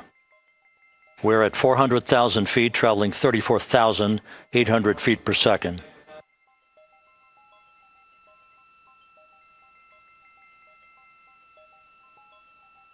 Time to splashdown, 13 minutes, 10 seconds.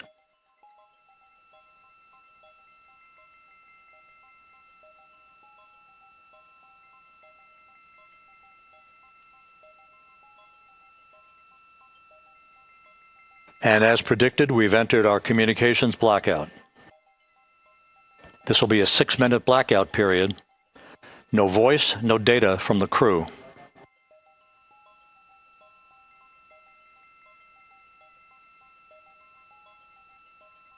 We're 30 seconds away from the anticipated point of peak heating on the vehicle, where temperatures will rise to about 4,000 to 5,000 degrees Fahrenheit. This is the true test of our trajectory.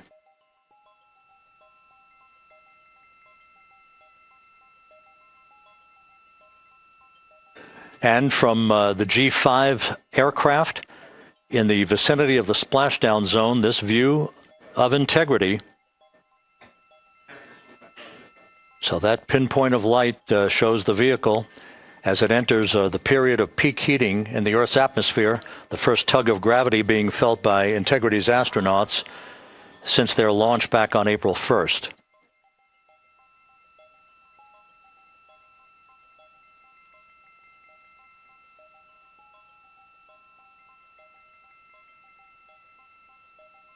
Four and a half minutes until the end of the blackout period. Time to splashdown, 11 minutes, 33 seconds.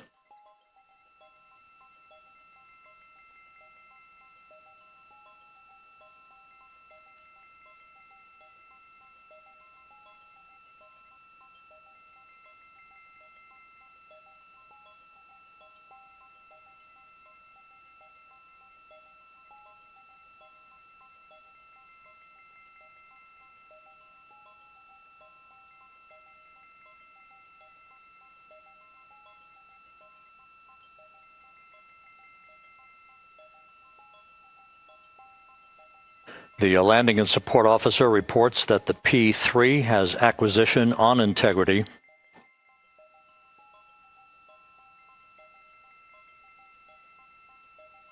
Three and a half minutes left in this blackout period. This is a visualization of the plasma buildup around the spacecraft and the repelling of that heat on Integrity's heat shield.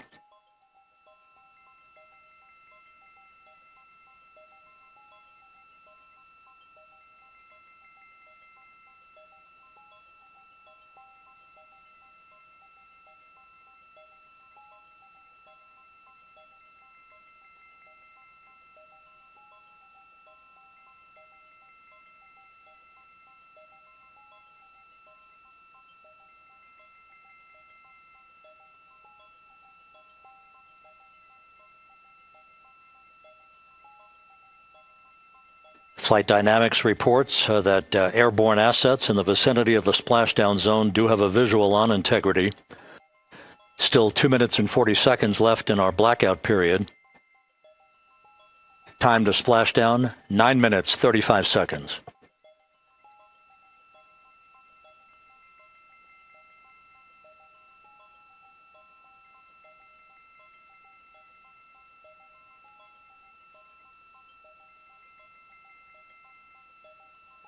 Multiple airborne assets as part of the recovery team all have visuals on Integrity.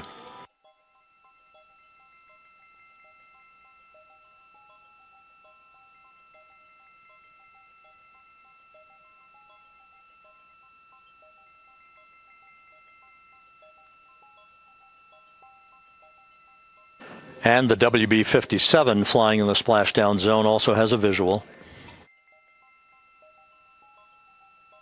And the Navy helos also have visuals.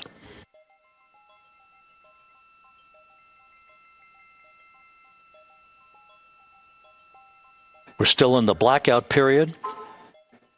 Still do not have communications from the crew.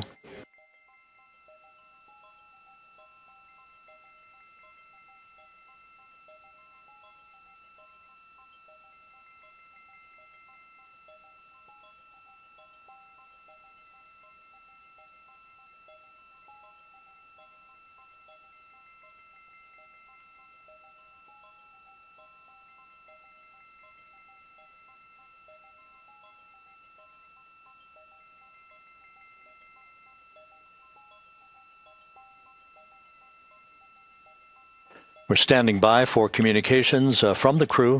We should be out of the blackout period less than a minute from now.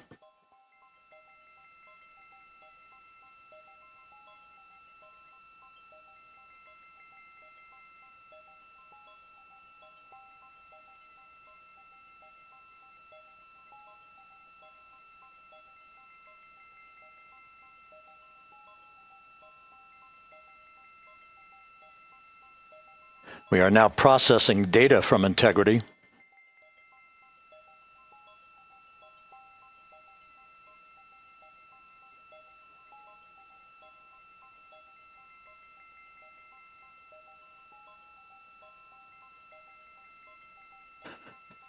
Landing and support officer reports the small boats are en route to the splashdown target zone.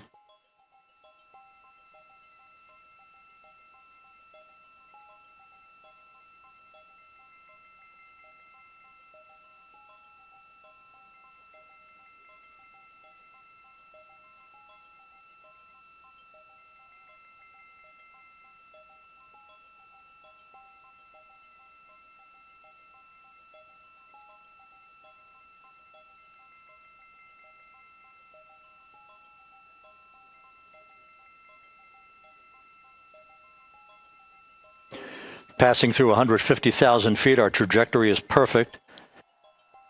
We're getting intermittent views of Integrity. Still waiting to establish voice communication.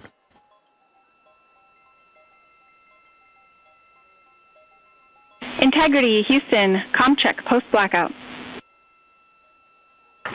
Houston, Integrity, we have you loud and clear. Your trajectory is nominal, and your recovery teams have visual. Guidance looks good. No action for the enabled internal camera controller fail. Big cheers from the viewing room here in Mission Control as voice communication reestablished with Commander Reed Wiseman. For America and a waiting world, Integrity is 5.5 minutes away from coming home.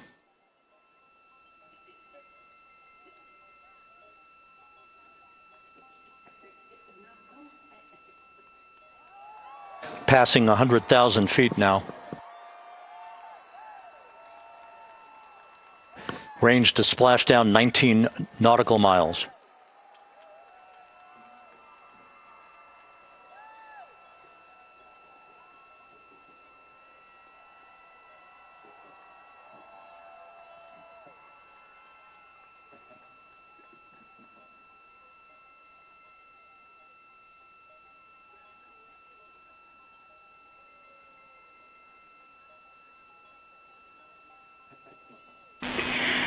Integrity, impact to the camera controller fail is no Cab 1 views of the chutes.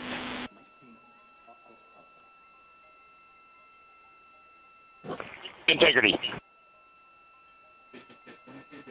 We're processing good data through the GPS system.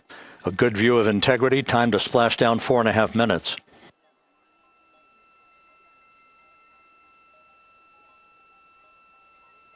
And a view of Integrity from the WB-57.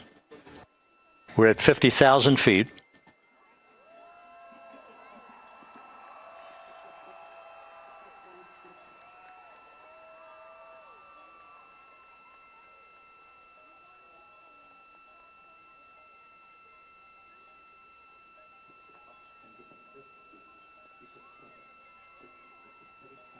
The pyros are armed for forward bay cover jettison.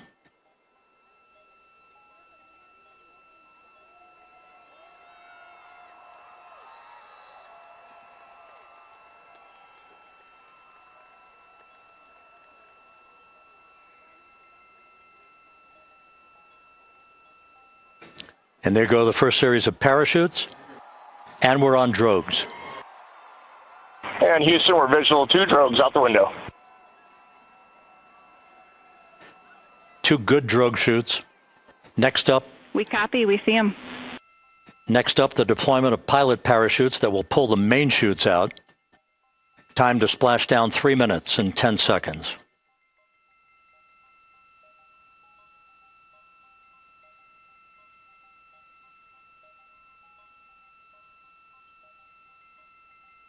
perfect descent rate according to flight dynamics. Good rates on 2 drogues. We see the same on board.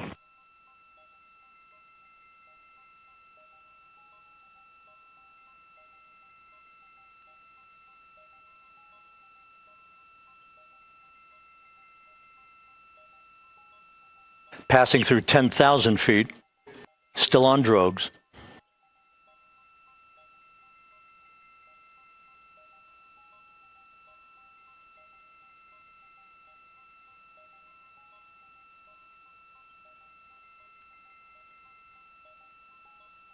Main chute deploy. We're at 5,000 feet.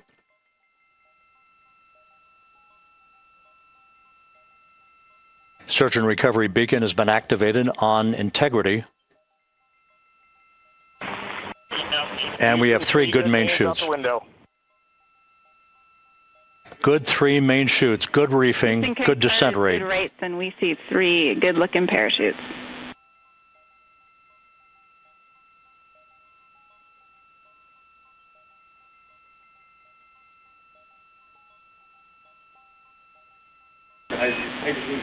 Integrity. Cabin pressure indicates no need for hydrazine checks. Integrity copies. This is a perfect descent for integrity. Its crew sounding hale and hearty on board. Time to splash down 1 minute, 15 seconds.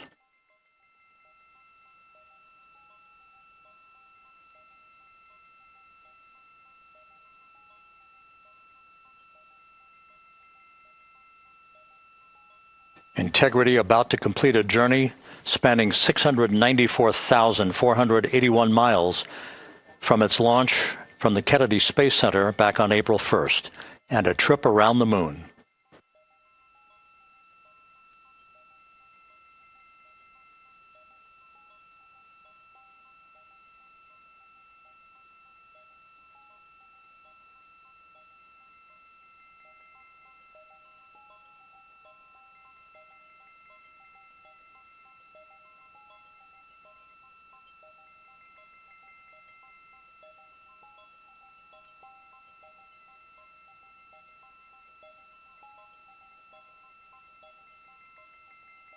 Passing through 1,000 feet.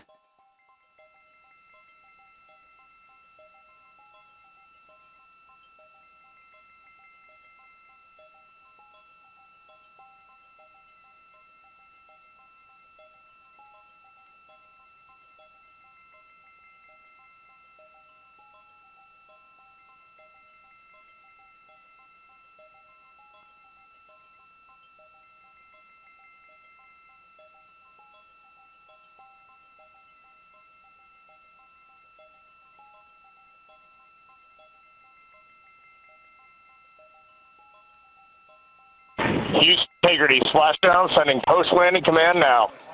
Splashdown confirmed. Copy splashdown, waiting on VLDR. Splashdown confirmed at 7:07 p.m. Central Time, 5:07 p.m. Pacific Time. From the pages of Jules Verne to a modern-day mission to the moon, a new chapter of the exploration of our celestial neighbor is complete. Integrity's astronauts back on Earth.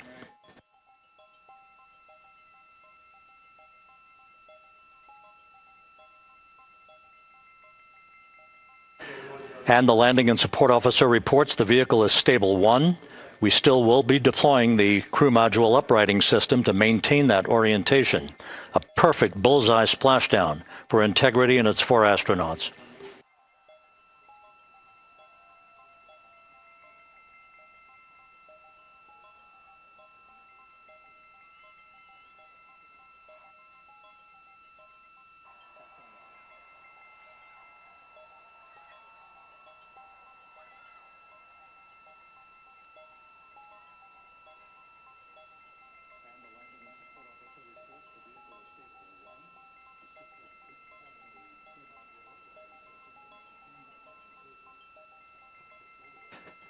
The unofficial splashdown time, 7:07 and 47 seconds p.m. Central Time. We'll get that refined for you. That would put the end of the mission at a mission elapsed time of 9 days, 1 hour, 31 minutes, 35 seconds.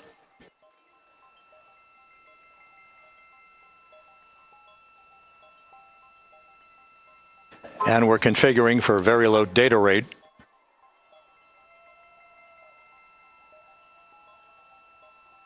Once again, splashdown occurring in the Pacific, southwest of San Diego at 7:07 and 47 seconds p.m. Integrity Houston, comm check on VLDR.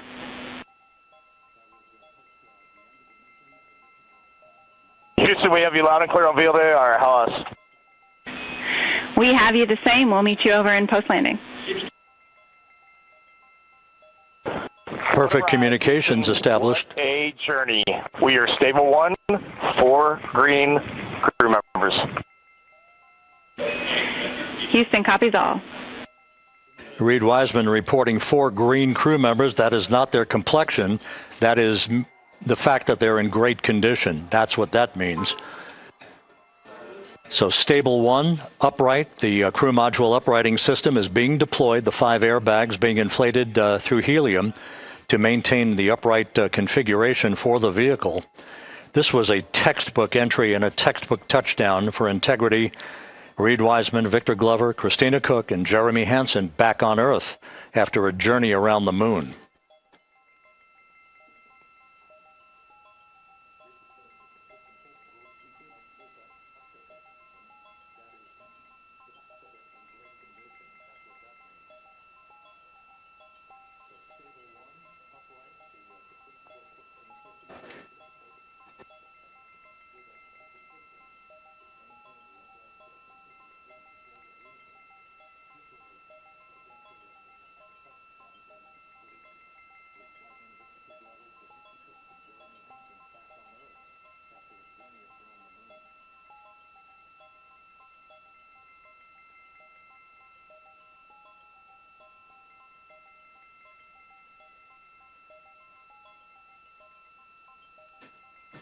We continue to monitor the functioning of the CMOOS system. The airbags are being inflated to maintain a stable 1 or upright configuration. And there's a good view from one of the naval helicopters hovering overhead. Reed Wiseman reporting 4 green crew members, meaning they're all in excellent shape.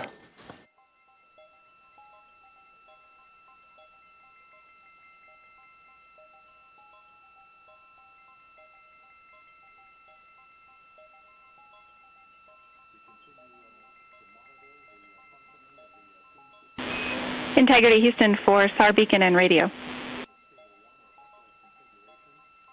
SAR beacon is in for 06, and we're powering the radio now. Go ahead.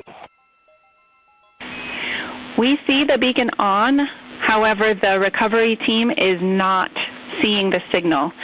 Your SAR radio uses the same antenna, so you may run into trouble with the radio. Okay, copy. And we are also powering up the sat phone now.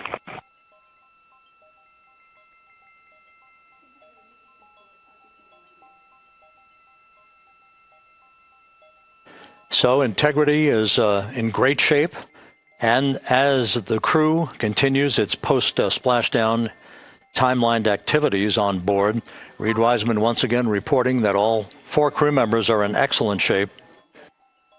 And we have 5 inflated airbags to maintain an upright configuration so that the recovery team can now begin a slow approach to the vehicle.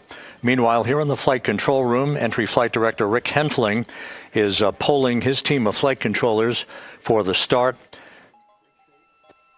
of powering down the vehicle after a thorough systems check. We have no toxic gases to be concerned about, so the recovery personnel can approach the vehicle, but not until we have powered down the spacecraft. That's expected to take a few more minutes.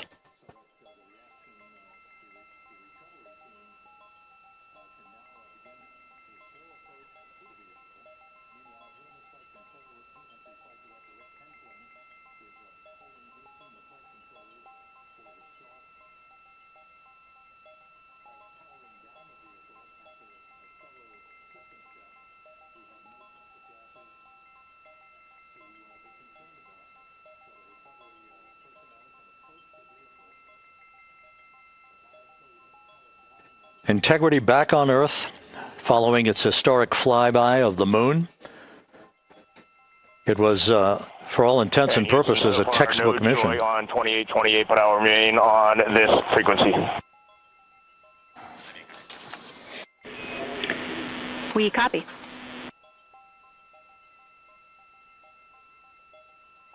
Reed Wiseman indicating some trouble with the SARSAT phone on board. But that's not an issue. What is more important is that the vehicle is solid. No issues as we begin the power down of the vehicle to begin the recovery process.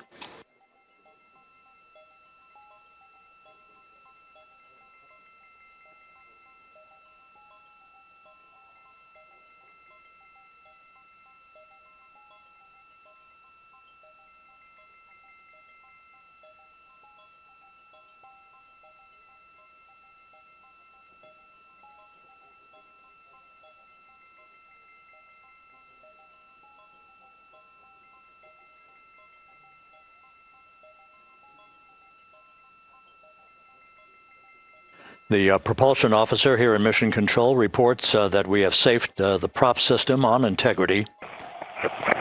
Can you say again? That was very weak and broken. Integrity, Houston did not call.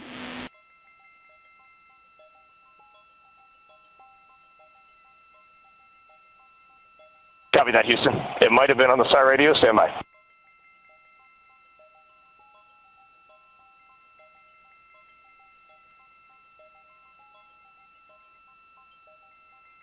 All of the milestones were executed in perfect fashion. Integrity entering the Earth's atmosphere right on time, reaching its peak speed shortly after a blackout period began. We emerged from the blackout period, but the recovery imagery airborne assets were able to pick up Integrity's descent almost immediately through entry interface, tracking the vehicle all the way down. And finally, you saw the sequence of chute deployments. First, the forward bay cover being pulled off the top of the vehicle by a series of 3 parachutes. Then the drogue chutes were deployed, followed by the 3 main chutes that slowed the splashdown velocity of Integrity to just 19 miles an hour.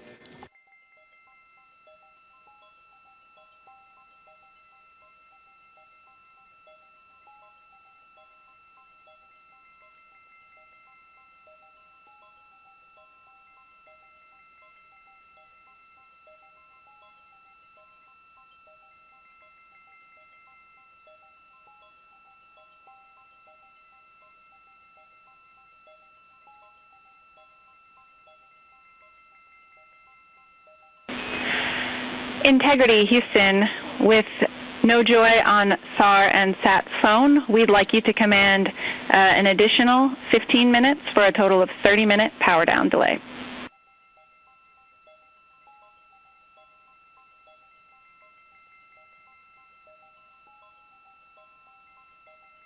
All right, Jackie, we have selected T/D+30. No joy on SAR radio or sat phone. And stand by, we have the master diver on SAR radio. Please hold comms. Hey, Lily, excuse me. Hey, Jackie, we just got the master diver on SAR.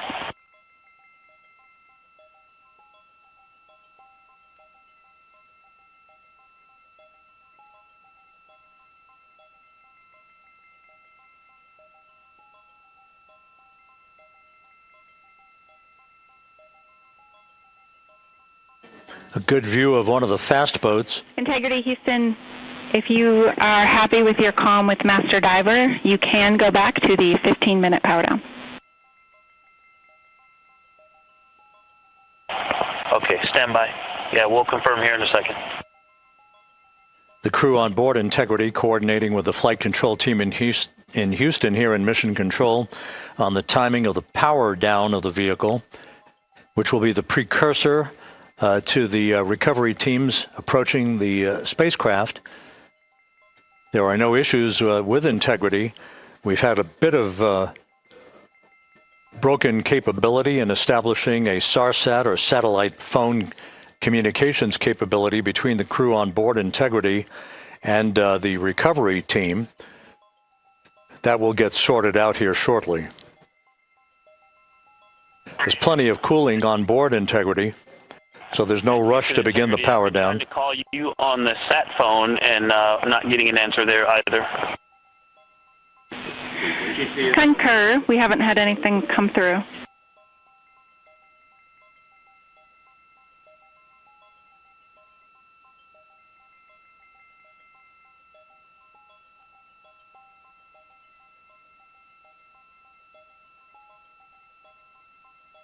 And Houston, if you could relay to recovery that we hear them, but it does not appear as though they are hearing us.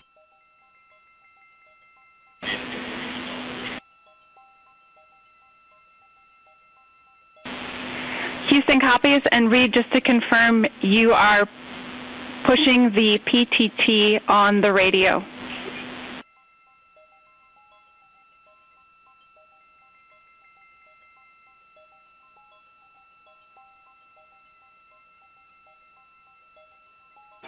So as we continue to sort out the communications between Integrity and the recovery teams, we are standing by for the initiation of the power down procedures that, as you see, the recovery teams are moving towards the side of the capsule. The next major event will be the erection of that large inflatable raft called the front porch. That will be the port of call for the crew as they're being extracted one by one from the vehicle.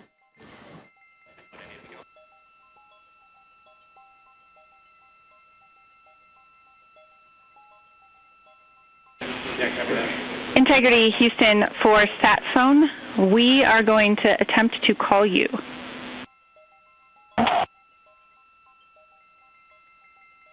Good idea, standing by. And Jackie, yes, we are pushing the push to talk, the two buttons on the left side of the radio below the up-down arrows. We are utilizing them. I'm rebooting the radio to see if we get good comms. Okay, we copy all, and just to confirm, you are seeing that you are touchdown plus 3030 for power, correct? That's affirmative.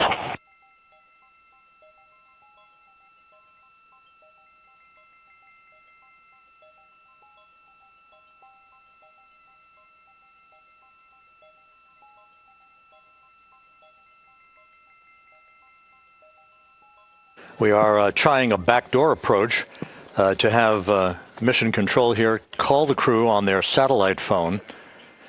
This is all part of the coordination for the power down of the vehicle that will initiate the actual recovery operation. The first boats with the Navy divers on board are standing by, waiting to close in on Integrity to begin the process of erecting the large inflatable raft. That's called the front porch. That will be where the astronauts are extracted from so that they can have a few minutes to get their land legs back before they're hoisted aboard the Navy helicopters for the flight back to the deck of the USS John P. Murtha. Cannot reply.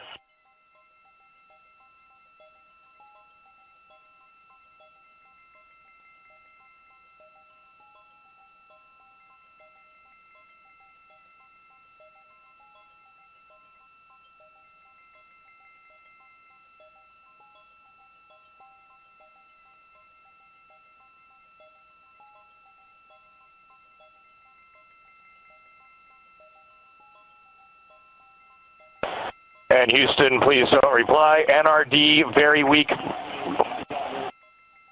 but readable. Master diver, we can hear, but they cannot hear us.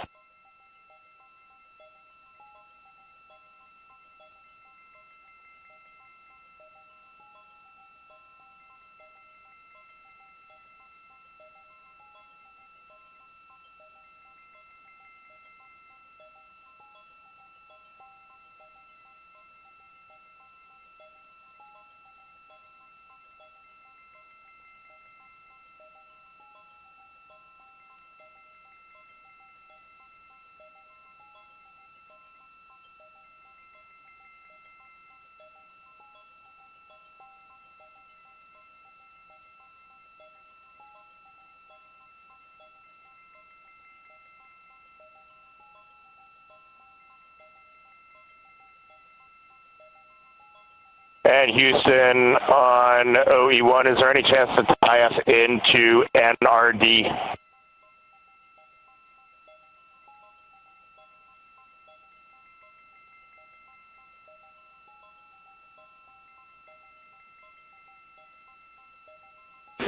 Checking.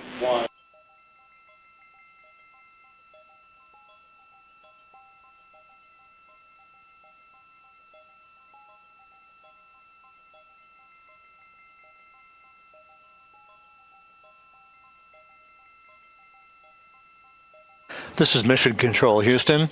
While we stand by for the establishment of communications between Integrity and the recovery team that is basically standing by very close to the spacecraft, we're going to go to the deck of the USS John P. Murtha, where Megan Cruz is standing by with Administrator Jared Isaacman.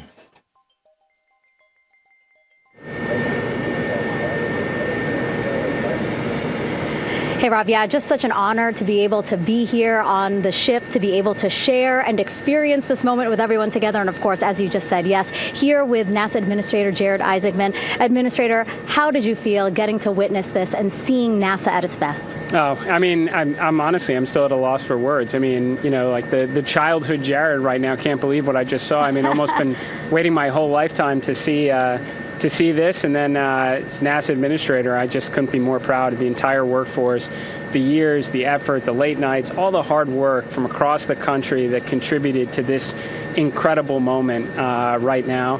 And yeah, incredibly grateful too for our teams here on the John P. Murtha right now. Yeah, look at them behind us here. We've got everybody. Hey, what do you guys think? We just brought some astronauts back from the moon, huh?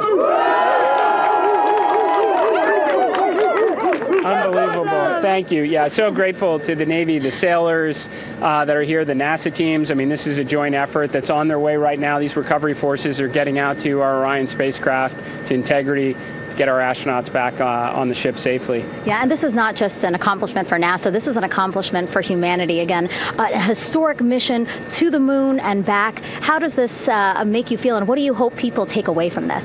Well, I'll tell you, I think about the crew members that we've all had an opportunity to observe over the last 10 days, right? I mean, they're absolutely professional astronauts. I mean, wonderful communicators, almost poets. But then I think these were the ambassadors from humanity to the stars that we sent out there right now. And I can't imagine a better crew than the Artemis II crew that just completed a perfect mission right now. So yes, it's a huge moment for everybody, right? I mean, we are back in the business of sending astronauts to the moon, bringing them back safely, and to set up for a series more. I mean, this is not a once in a lifetime, which you hear sometimes around here. It's like, this was a once in a lifetime. No, it's not. This is just the beginning. We are going to get back into doing this with frequency, sending missions to the moon until we land on it in 2028 and start building our base. Yeah, are we going to build on the momentum for Artemis III? I mean, it's just around the corner. Absolutely. So, I mean, that's, part of me too. Like, I can't wait to get the crew off of Integrity right now, but also getting Integrity back on this ship so we can start taking a look at it, because all that data is so precious to us right now. I mean, we are going to definitely want to take a good look at the thermal protection system. We're going to want to download all the data they couldn't transmit back to us and use that to inform Artemis III. But we're already making progress, right? You had SRB segments already showing up at KSC. Core stage for Artemis III is rolling out on April 20th. We're getting Mobile Launcher 1 back in vehicle assembly building. So yes, there is a lot to celebrate right now on a mission well accomplished for Artemis II, and at the same time, we got to start getting ready for 3. Amazing. And last question, for people who joined us for all 10 days to see what we can accomplish together with our international partners, what do you think about the fact that we're going to keep doing this more and more and more? It's incredibly exciting. I mean, yes, it's the contributions, like the best and brightest across the NASA workforce from across the country, our industry partners, our international partners. We had a Canadian Space Agency astronaut on board in Jeremy. We had the European Service Module. And you think, in the days leading up to this launch, I mean, 48 hours prior to launching Artemis II, I was meeting with the Italian Space Agency. We signed a memorandum of understanding to build a habitation module on the moon. I mean, you have countries, all of our allies allies and partners coming together saying, we are committed to this effort, we are returning to the moon, we're doing it to stay, we are building that enduring presence, we are going to master the skills on the surface of the moon so someday we can undertake missions to Mars. It's just an incredibly exciting time, and we're not going at it alone. We're bringing everybody along with us. Absolutely. And speaking of everyone, one more time, we're going to ask the crew here, you guys ready to land on the moon? Awesome. I love that. Okay, well, thank you so much, Administrator. Appreciate you being here. We're, of course, going to stay on to watch the crew get extracted from Orion, so stay tuned, and we'll see you back here shortly.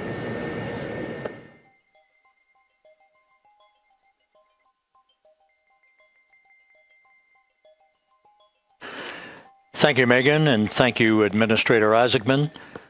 We are in the process of working to establish that communications link and to establish the procedures that will lead to the power down of the spacecraft, which is gently bobbing in the Pacific following a bullseye touchdown that occurred at 7:07 p.m. Central Time, 5:07 p.m. Pacific Time, 2.5 hours before sunset in the Pacific, southwest of San Diego.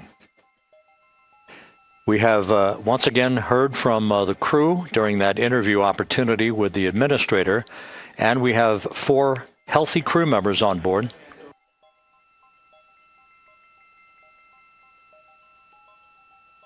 We now have confirmation that the vehicle has been powered down as per the procedures. So we have vehicle powered down, and the flight control team here in Houston, Flight Director Rick Henfling, has handed over mission authority to the Exploration Ground Systems team out in the Pacific. Now, we will physically not get off console with this team until the crew has been extracted into the front porch, that inflatable raft that will be erected along the side hatch of Integrity. So we're standing by for that in the next step in the recovery procedures. But everything is in great shape, and we have 4 healthy crew members on board the vehicle.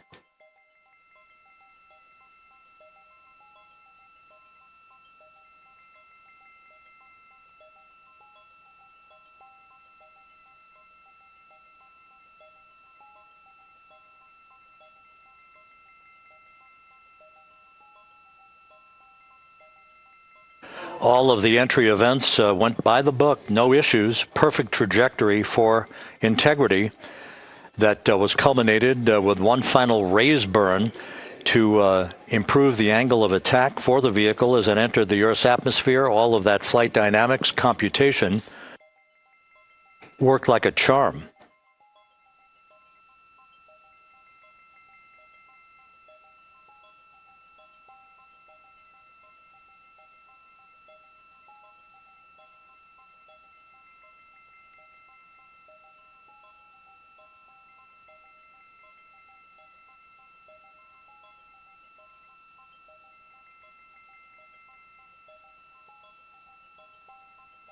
So we are standing by for the recovery team to approach Integrity and begin the process of erecting that inflatable raft called the front porch, which will see the crew members be extracted from the hatch of Orion into that inflatable raft before they're hoisted aboard 2 Navy helicopters in a variety of different configurations. Each crew member will be hoisted in sequential fashion, in alternating fashion, 2 crew members for each helicopter before they turn around to head back to the John P. Murtha. Once on the deck of the ship, they'll be brought into medical bay for comprehensive medical exams. But Reed Wiseman has reported several times that the crew is in excellent shape.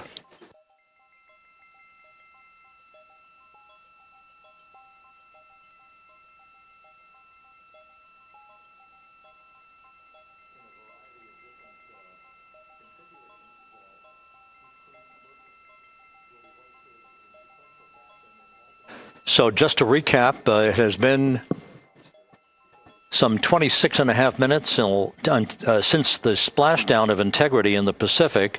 The vehicle is in excellent shape. It performed like a champ all the way down through the Earth's atmosphere. All of the vehicle functions were checked off in excellent trip hammer fashion. The parachutes all deployed as planned. Splashdown occurring at 7:07 p.m. Central Time, 5:07 p.m. Pacific Time.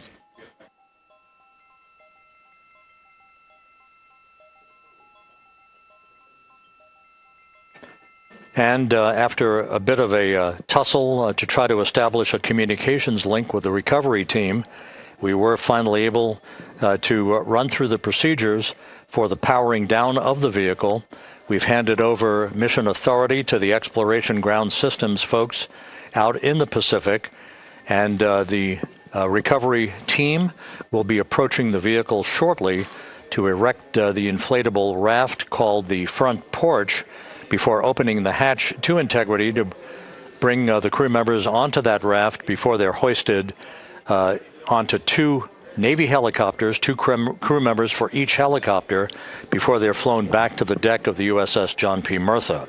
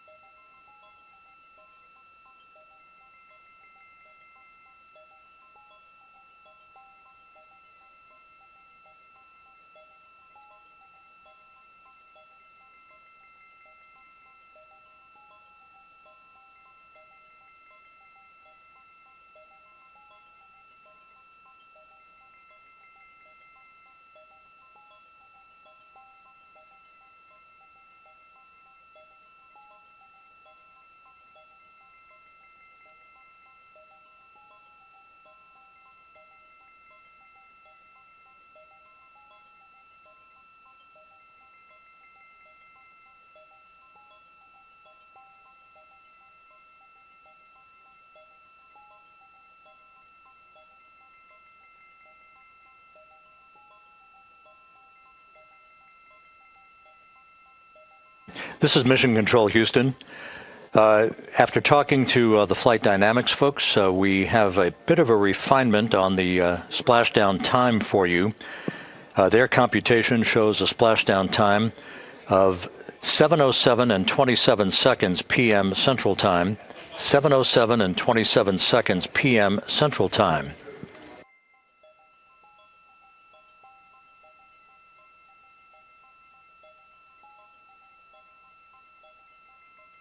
That would equate to a mission elapsed time of 9 days, 1 hour, 32 minutes, and 15 seconds.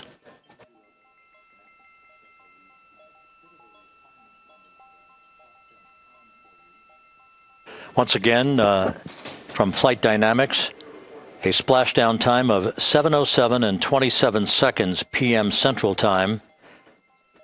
That would equate to a mission elapsed time of 9 days, 1 hour, 32 minutes, and 15 seconds.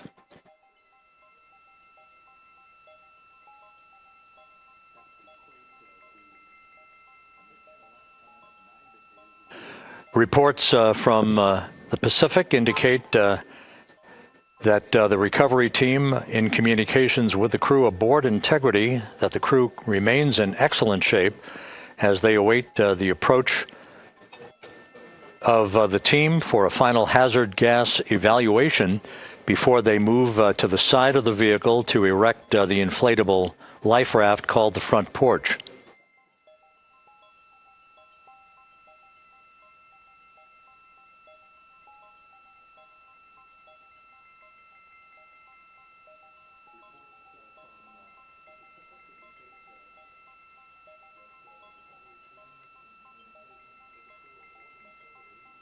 Again, no issues with Integrity. The vehicle is powered down. All of its systems are now safed. We have handed over mission authority to the Exploration Ground Systems folks in the Pacific, but we will not stand down and have the entry flight control team depart its positions until that inflatable raft, the front porch, is erected, the hatch open, and the crew having exited the vehicle. So that's the next step in the recovery process that will lead to the hoisting of the crew members.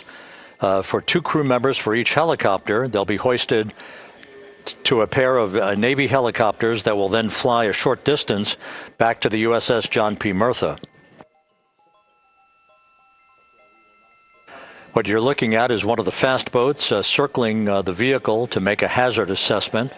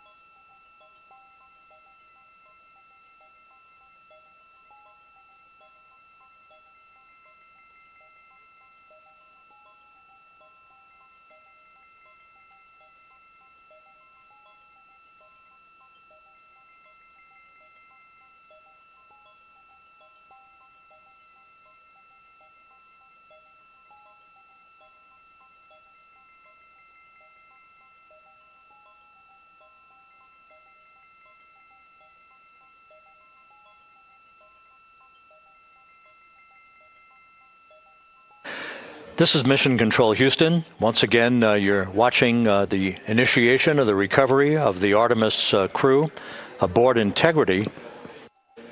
All of the Navy divers and the fast boats are now approaching the spacecraft after conducting a hazard assessment. The vehicle has been powered down. Entry Flight Director Rick Henfling now waiting for the life raft, the front porch, to be erected along the side of the vehicle so that the hatch can be opened and the crew members extracted from Integrity. soon to be hoisted one by one into a pair of Navy helicopters for a short flight back to the deck of the USS John P. Murtha. If you missed it earlier, we talked to Flight Dynamics and received a more official touchdown time or splashdown time, as it were, of 7:07 and 27 seconds p.m. Central Time, 5:07 and 27 seconds p.m. Pacific Time. That would equate to a mission elapsed time of 9 days, 1 hour, 32 minutes, and 15 seconds.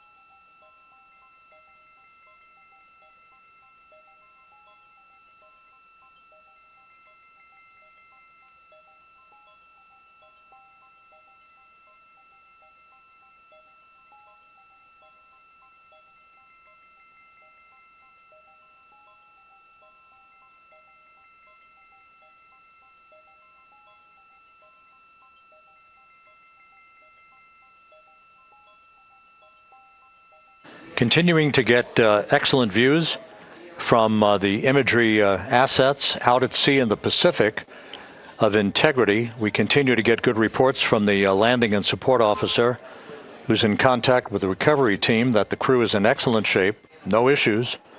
They're just currently biding their time, waiting for the front porch to be erected. We have no hazardous hazard gases and no hazardous situation with the vehicle. It performed perfectly all the way down from entry interface to its splashdown in the Pacific at 7:07 and 27 seconds p.m. Central Time. And as you can see, the first phalanx of recovery personnel now pulling up alongside of Integrity.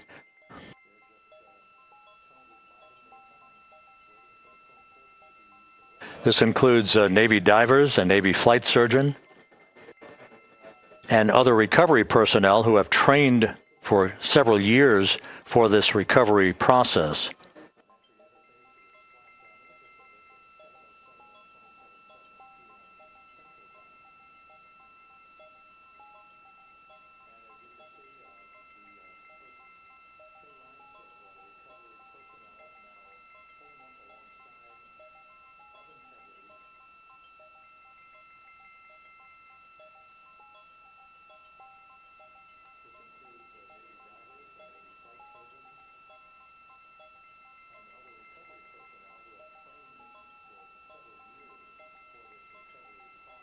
At this hour, some 41 minutes following splashdown, the vehicle has been powered down. There's no hazardous gas emanating from the vehicle. That's why the first team of recovery personnel has been able to pull alongside Integrity. And the reports continue to come in that the 4 astronauts are in excellent shape.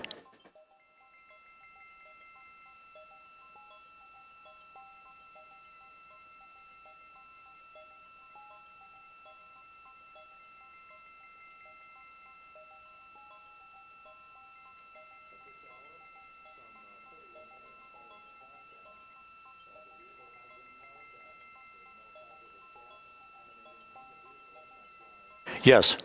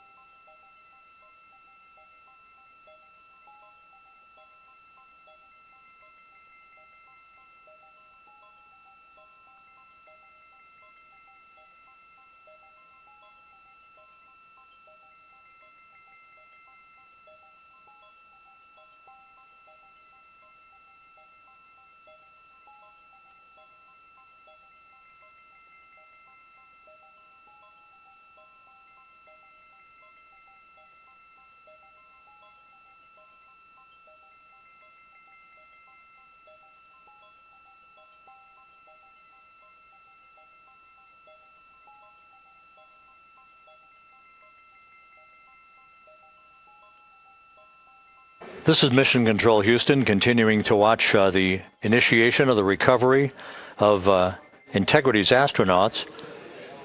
One by one, they'll be brought out of the spacecraft onto a large inflatable raft just a short time from now.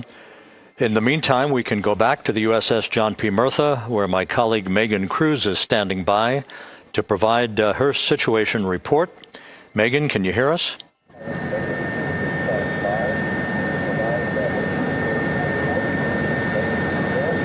Hey, Rob. Yes, I can hear you. Thank you. Yeah, we're back here on the bow of the recovery ship where there are still plenty of people peering out into the water. We are not very far from the action everyone is seeing on their screen now. The Orion spacecraft, Integrity, in the ocean, surrounded by a number of recovery boats.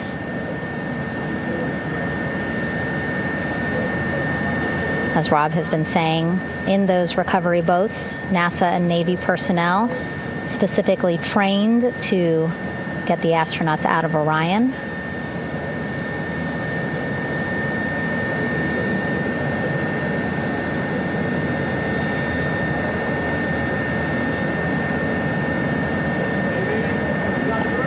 In some of our wide shots, you can probably see that there are 6 boats out in the water. More than 40 people out in the water right now on those boats.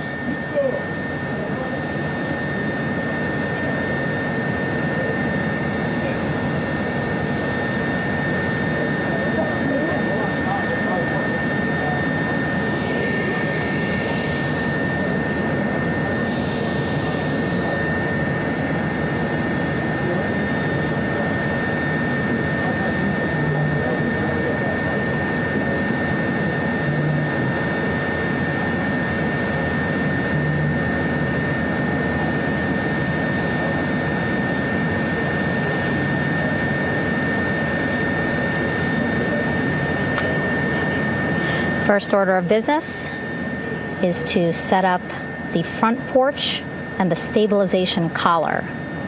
You might also hear it referred to as a stab collar.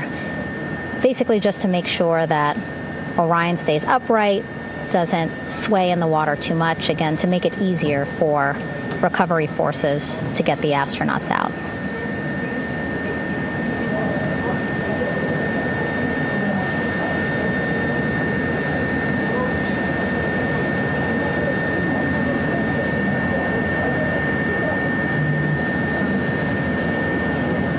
Again, we splashed down in the Pacific Ocean just after 5 p.m. Pacific time here. It's a requirement by NASA to be able to get the crew out of Orion within 2 hours of splashdown. So doing great on time so far. Plenty of time. No rush either. I was speaking to NASA flight surgeon Rick Schuring earlier in this broadcast, and he said to me, no rush to get the crew out. Just want to make sure that they're feeling good, and whenever they're ready to take their step out of Orion and onto that large raft, the front porch, folks will be ready.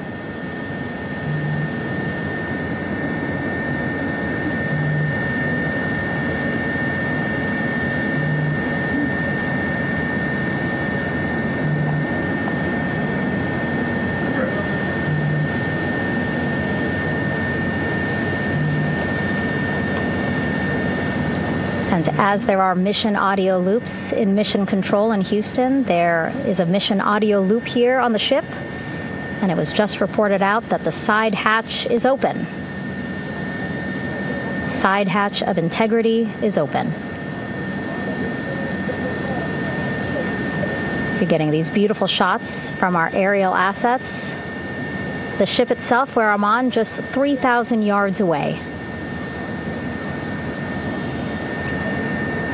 Again, plenty of people on the boat here, glued to the side closest to where they can see all this action. And again, with just 3,000 yards separating us, great views from the bow here. You can see now that side hatch is open. One of the Navy personnel is about to get inside there.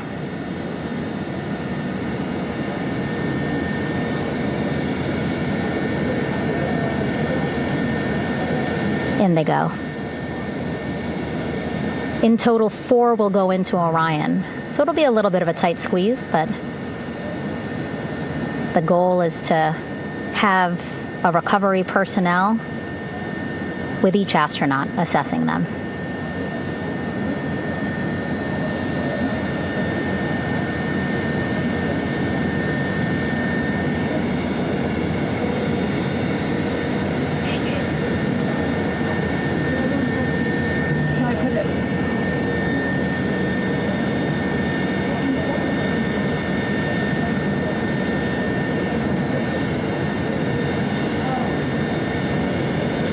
Boat's getting closer now.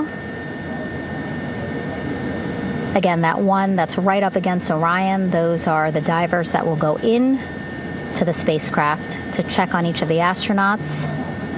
These other boats will begin doing a number of things, putting on that stabilization collar onto Orion, building that front porch. Eventually, they will retrieve the parachutes, as well as tow Orion back to the well deck of the recovery ship here.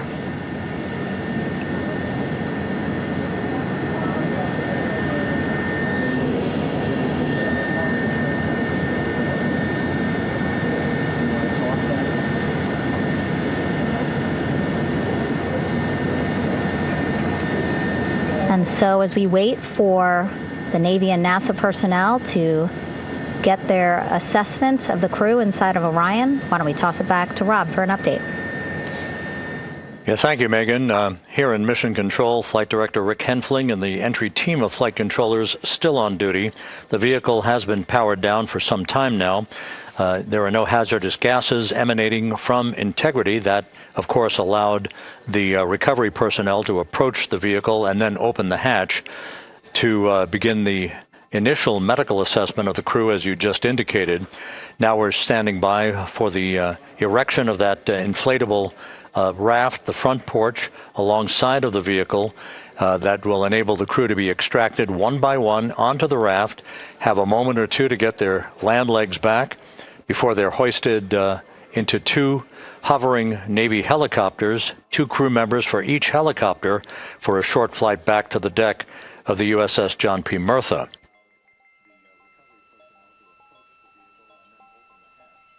All of Integrity's systems operated flawlessly throughout the course of the approach to the Earth, the entry into the Earth's atmosphere, and all of the key milestones that followed in this high-speed return to Earth for integrity.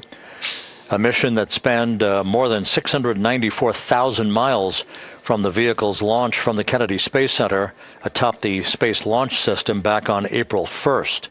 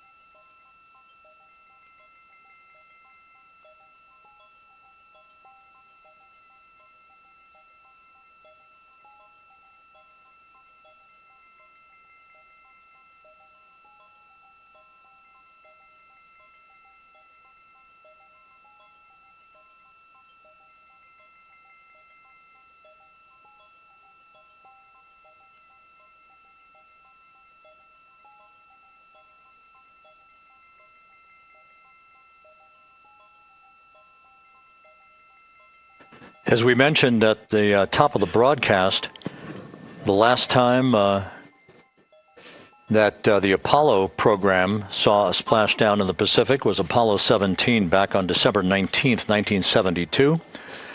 So for the first time in some 53 and a half years, we have reenacted that with the arrival of Integrity's astronauts as they flew around the moon in that historic lunar flyby that began with a trans-lunar injection burn that took them out of Earth orbit following 24 hours of a high Earth orbit trajectory. The high Earth orbit trajectory enabled flight controllers here to have a full 24 hours to evaluate the systems on Integrity and the condition of the crew before they would commit to flying to the moon.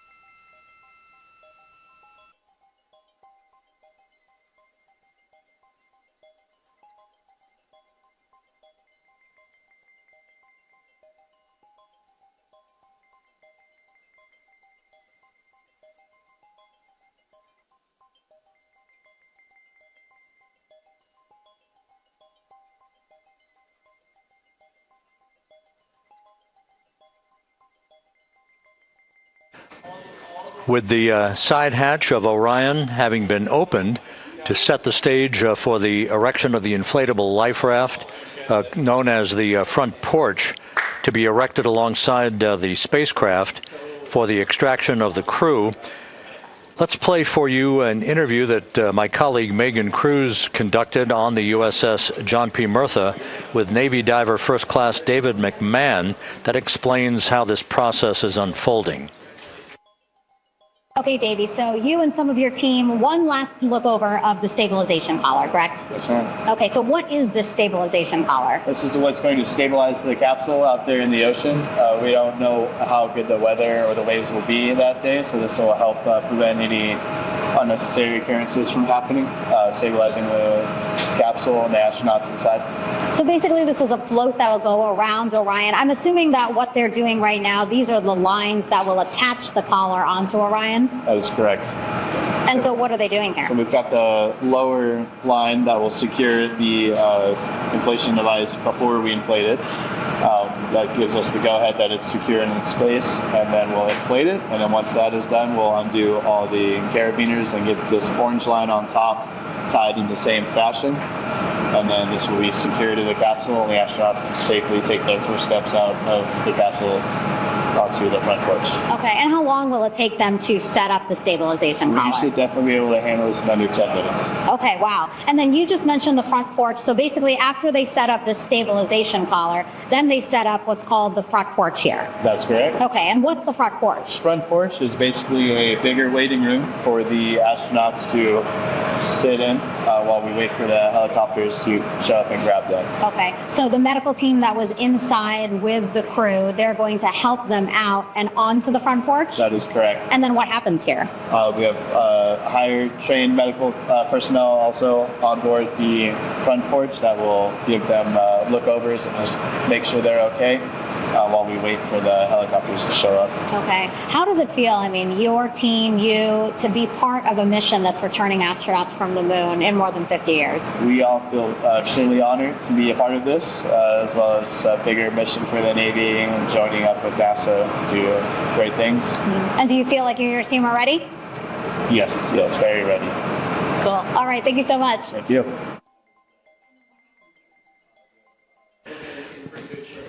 Once again, the recovery operations are continuing out in the Pacific. We shortly should see that life raft, the front porch, erected alongside the side hatch of the vehicle.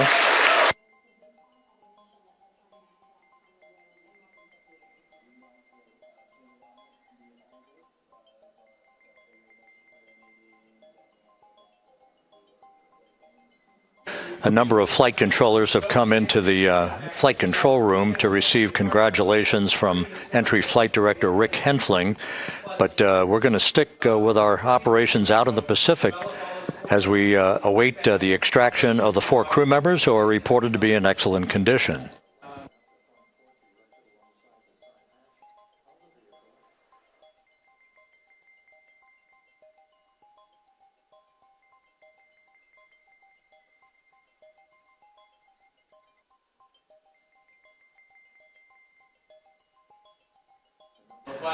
Again, while we stand by for that front porch to be erected alongside of the side hatch of the vehicle, let's go back to the USS John P. Murtha and Megan Cruz. Megan?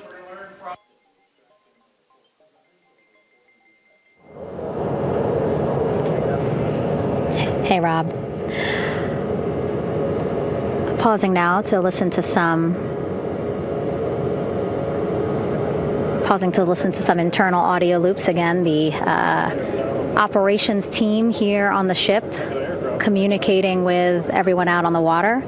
It seems like currents are hindering them a little bit from unfurling and inflating the stabilization collar as well as the front porch.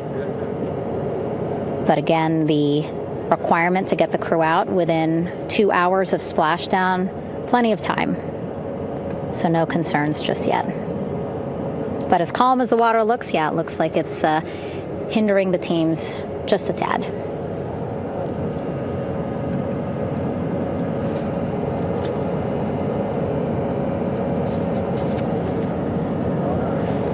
You can see in some of our shots that side hatch still open. Again, inside there are now 8 people inside. 4 divers, Navy divers, all with medical training, each assigned to an astronaut each. Making sure that they're comfortable, feeling good.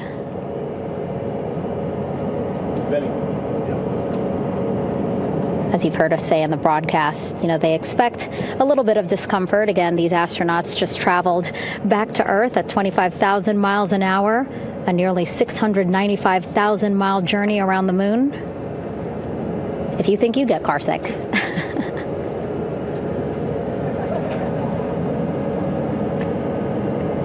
Again, 6 boats out there, lots of gear with them, just in case, right? As we said, the crew reported feeling great, but again, all those folks out there in case they weren't, right? NASA is all about making sure we think about every situation that can happen, and so, of course, wanted to be ready in case any of our astronauts needed more medical attention while out there in the water.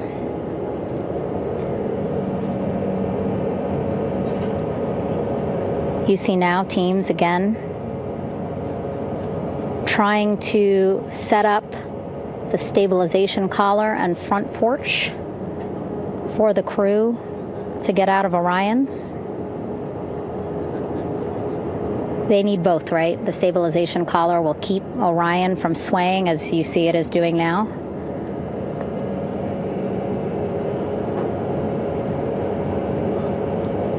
And then they will connect the front porch to the stabilization collar so that the crew can take 2 steps and they will be in the front porch.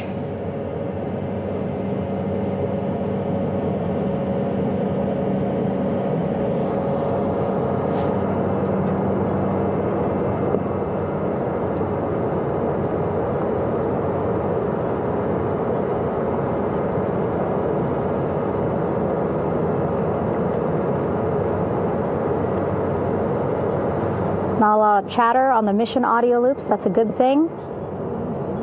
Again, things proceeding pretty nominally, even if they're fighting some currents out there on the Pacific Ocean.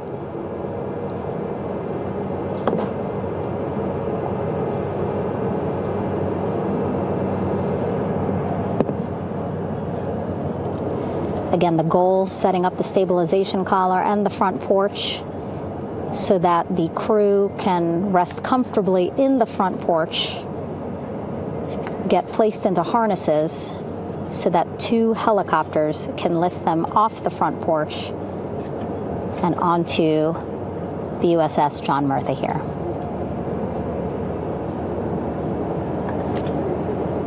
The helicopters are going to take turns picking up an astronaut. So again, Helo 1 and Helo 2.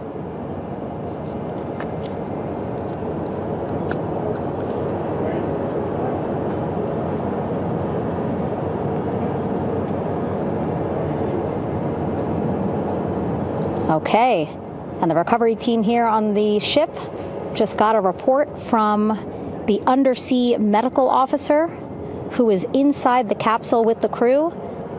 He is reporting all 4 members are green. All of our 4 astronauts, Reed, Victor, Christina, Jeremy, green, meaning they are feeling great, not the complexion of their skin. They are feeling great, happy to be home, and ready to be extracted as soon as possible.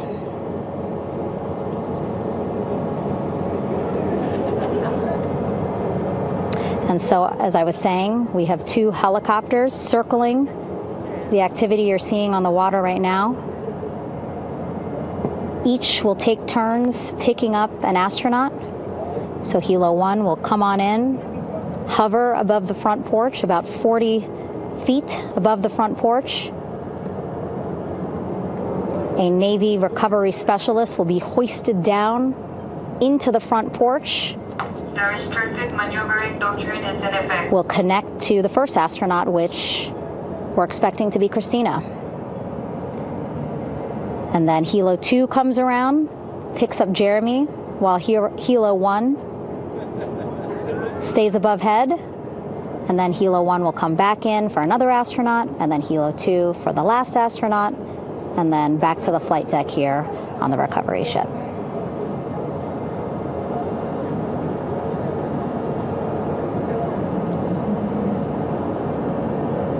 I was talking to Assistant Artemis Recovery Director Paul Sierpinski.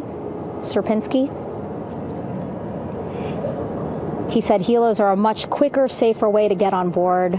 They did actually consider boats, but then if you think about it, longer time, the crew would have to move through more of the ship. This way the helos will give a more direct, quicker route to the medical bay for our 4 astronauts.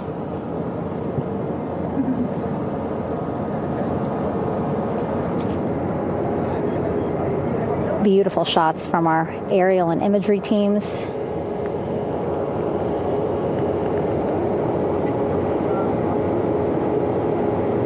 Clouds have dissipated for a clear view from the bow of the recovery ship here.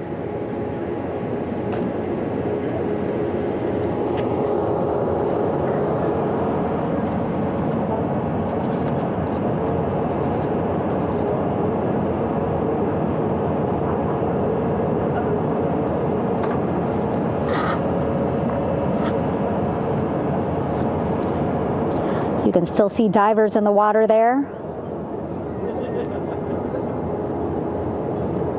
Encircling Orion, that is that stabilization collar we've been telling you about.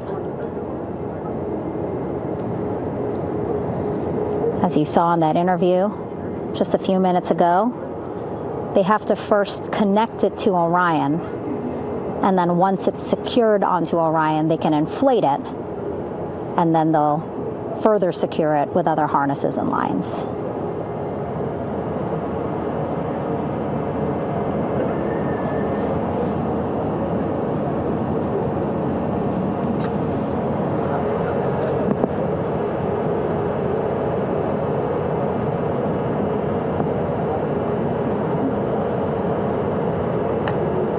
About an hour and 10 minutes since splashdown in the Pacific Ocean here.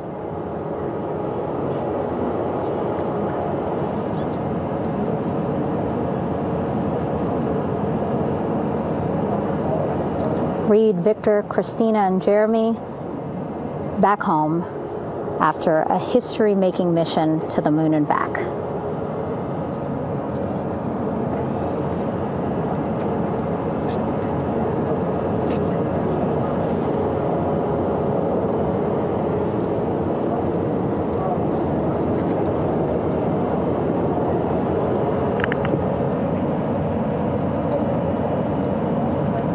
If you missed what we said just a couple of minutes ago, the undersea medical officer inside with the crew in Orion, reporting all 4 crew members feeling great.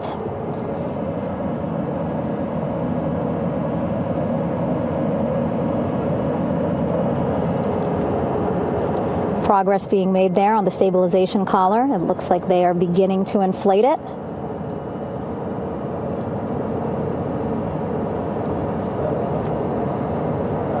And it looks like they're starting to unfold the front porch in order to get that into the water here shortly and inflate that as well.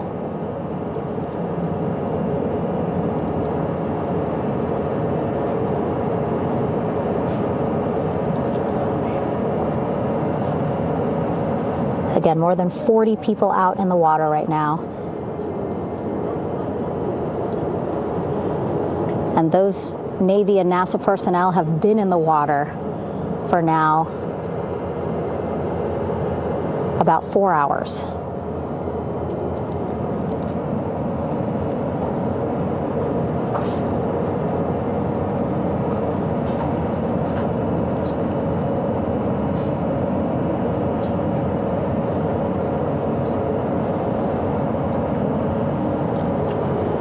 The reason why they had to get out so early is just to stage everything.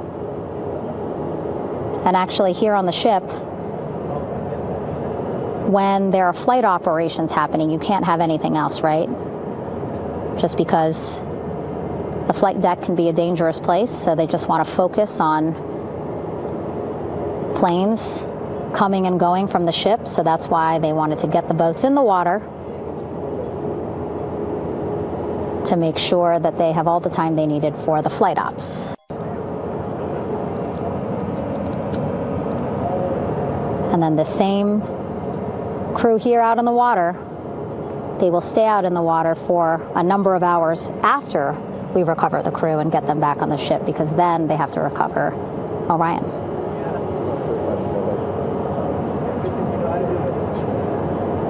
All right, that stabilization collar looking good around Orion. We're now seeing some recovery personnel getting on to that collar.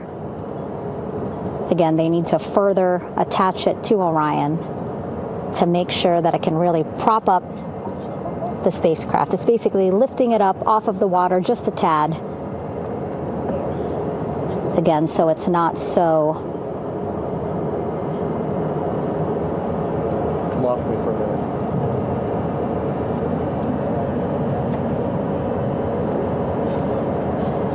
So it doesn't sway so much in the water there.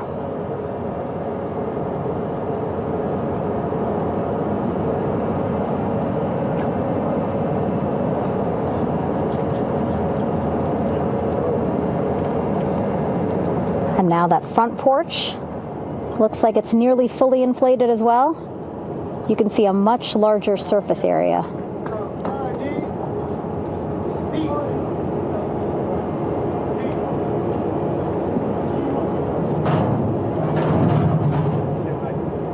And so once the crew get out of Orion, they can stretch their legs a little bit on this front porch, get some fresh air.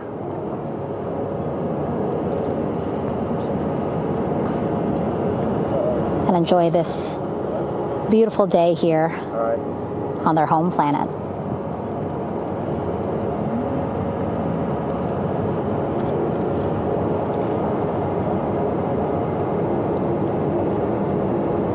It appears teams now are about to connect the front porch to the stabilization collar.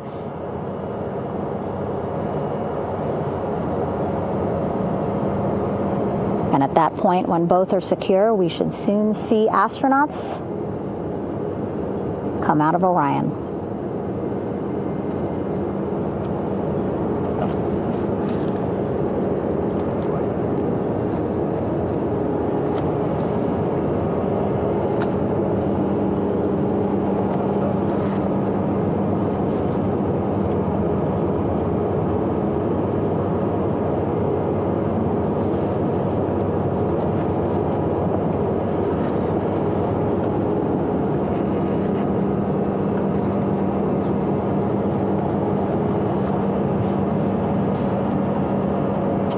All these views you see also being fed to the Landing Force Operations Center here on the ship. Of course, it is very important for our recovery teams leading the mission to have all the views that you're seeing as well.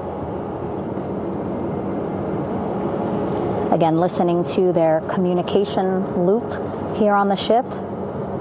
Very quiet, which is a good thing. It means things are going pretty nominally, meaning as expected.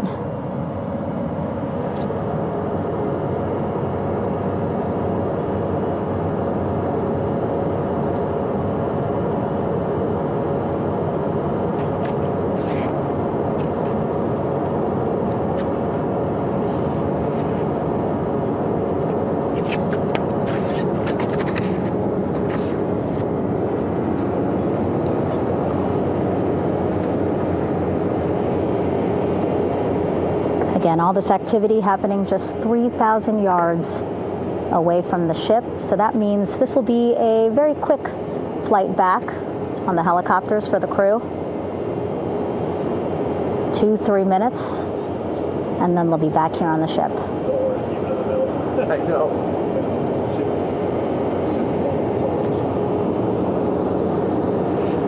Okay, saw a thumbs up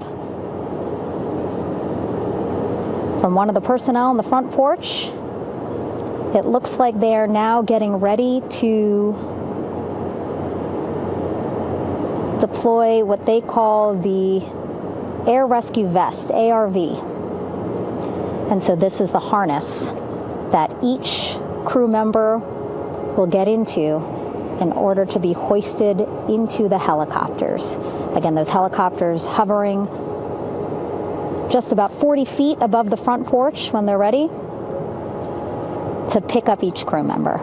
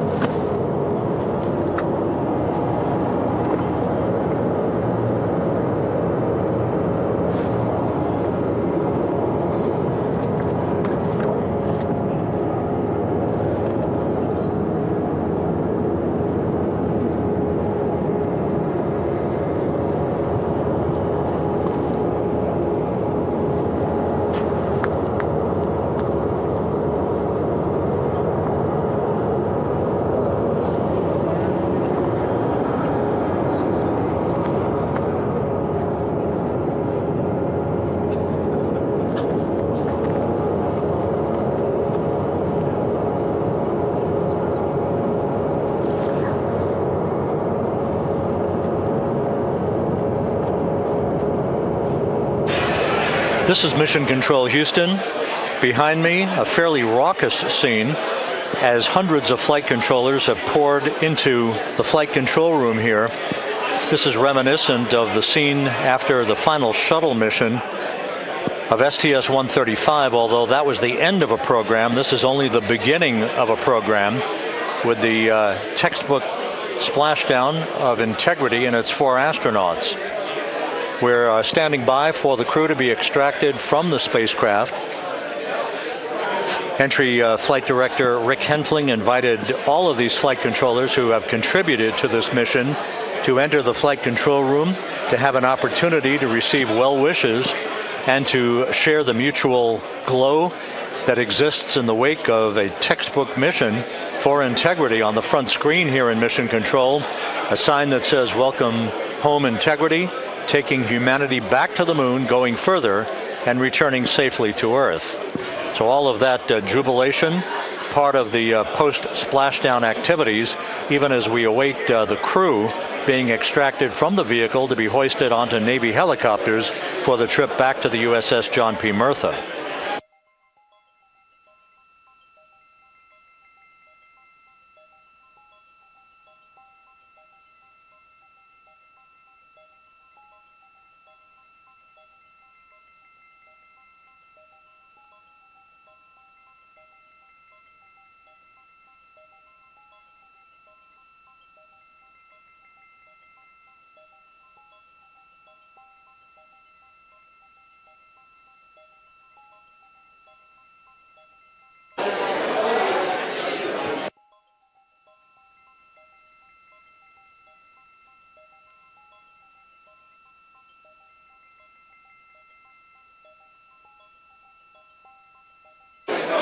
Once again here in Mission Control, this view of the Artemis Flight Control Room, known as the White Flight Control Room. This is the old shuttle flight control room, and now is the home of Artemis missions to the moon and beyond.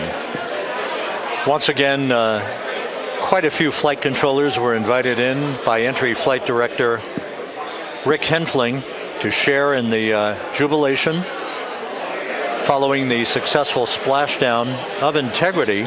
That splashdown occurring an hour and 22 minutes ago, as we stand by for the completion of the extraction of the crew, and ultimately they're hoisting onto Navy helicopters for a short flight back to the USS John P. Murtha. Splashdown occurred at 7:07 and 27 seconds p.m. Central Time. I had an opportunity to talk to the head of flight dynamics, Jeff Birch, a moment or two ago. He said the trajectory of Integrity coming through the Earth's atmosphere was so precise, they've never seen anything line up on a ground track like today's entry by Integrity for its splashdown southwest of San Diego.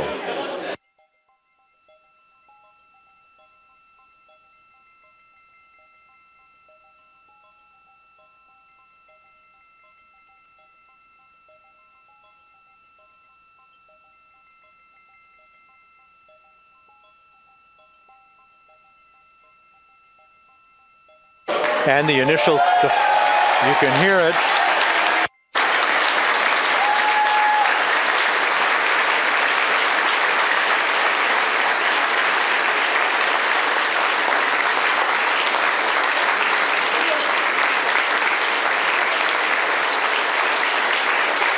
Jubilation here in the flight control room. The first crew member is out of Integrity.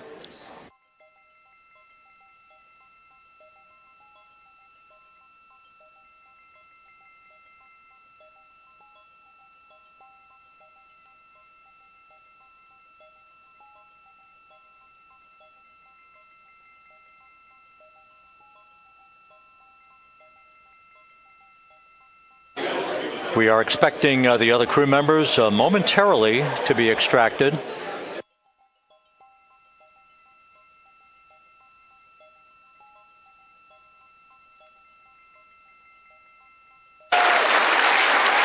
We now have 2 crew members out.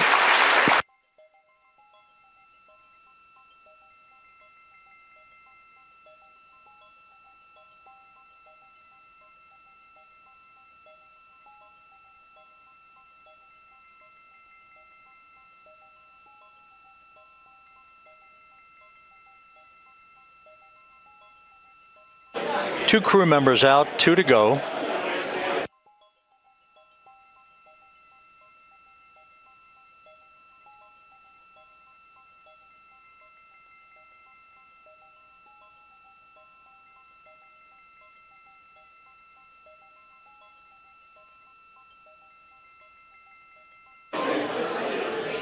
We're about 1 hour from sunset out in the Pacific. Everything continues to go well. Integrity's systems function perfectly during its entry back to Earth. And Reed Wiseman, the commander who will be last out of the vehicle, reported that all the crew members were feeling very well.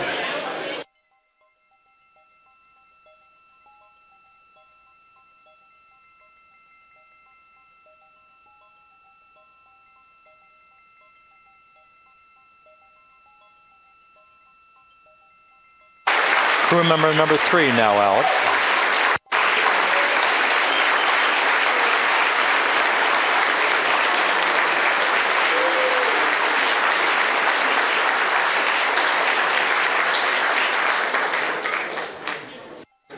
And now standing by for the commander, Reed Wiseman, who will be last out of his ship. Bobbing in the Pacific under almost ideal conditions, Integrity spanned 694,000 miles during its journey from launch to splashdown.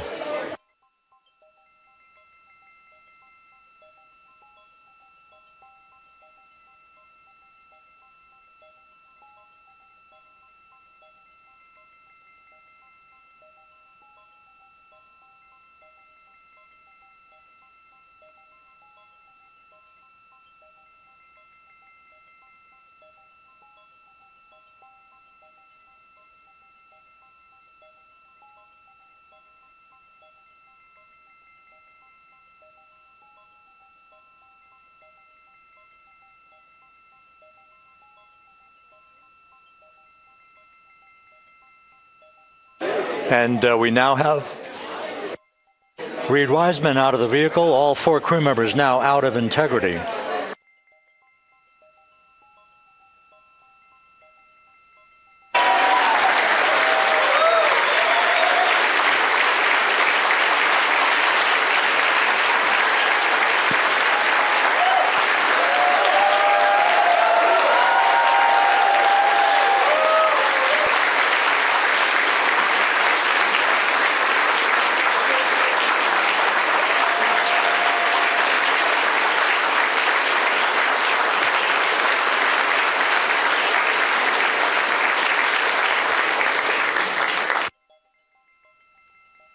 Once again, all 4 crew members now on the front porch, and the procedure to begin hoisting them up to these 2 Navy helicopters hovering overhead will begin shortly.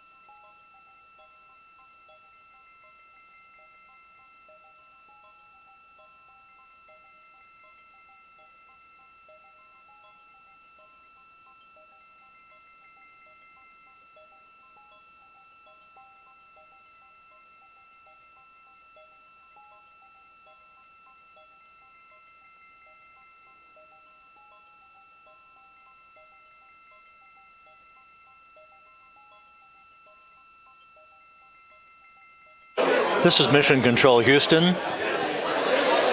The mission is over, but the melody lingers on as jubilation continues here in the flight control room. We should be expecting NASA's Associate Administrator, Amit Kshatriya, to be joining us shortly for a short interview while the recovery operations continue out in the Pacific. So we'll stand by for that. And then we'll turn it back over to Megan Cruz aboard the USS John P. Murtha.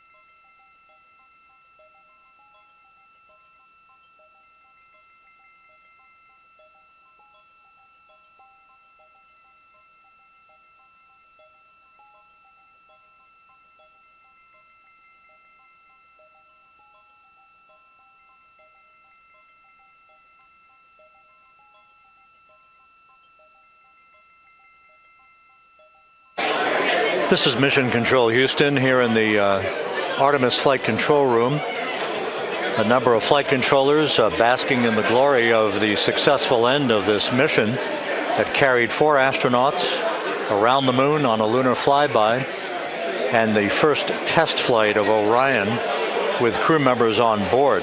Splashdown occurring an hour and 32 minutes ago after a flawless descent back into the Earth's atmosphere for the vehicle. Its 4 crew members in good shape, simply enjoying their time right now on the front porch, as it were, the inflatable raft alongside of their Integrity spacecraft.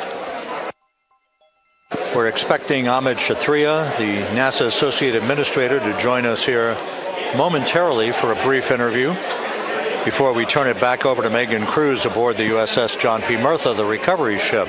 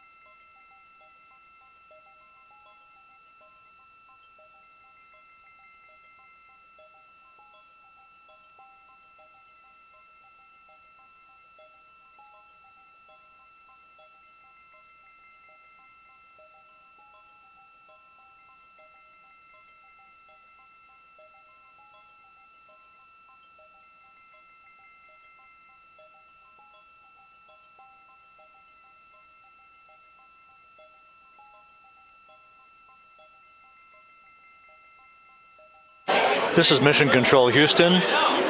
We're about an hour and 34 minutes since the textbook splashdown of integrity in the Pacific to bring home our astronauts. And with us now is Amit Kshatriya, the NASA Associate Administrator.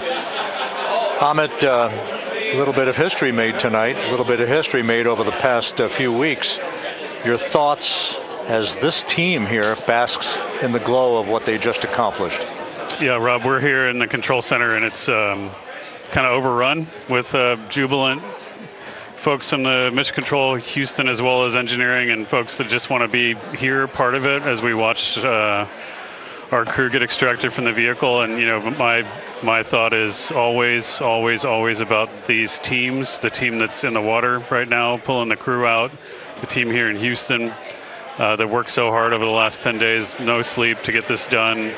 You know, we still have some work to do to get the crew to the med bay here on the ship. They all look great coming out, so hopefully that won't be too long. You know, I think we saw the administrator on the boat too, giving his thanks to the Navy team on the Murtha, which they're just an incredible group of sailors. I was able to visit with them a couple weeks ago. And then if you pull it all the way back to the workers and the folks that joined the rocket at Michoud, that made the heat shield tiles that held together tonight, that stacked the vehicle in Florida, that integrated the vehicle in Denver, that fired the engines in Stennis, that fired the boosters in Promontory. I mean, this is the entire team, coming together and being tested by the environment that this machine went through. And they did it right. The work was good. They did it right.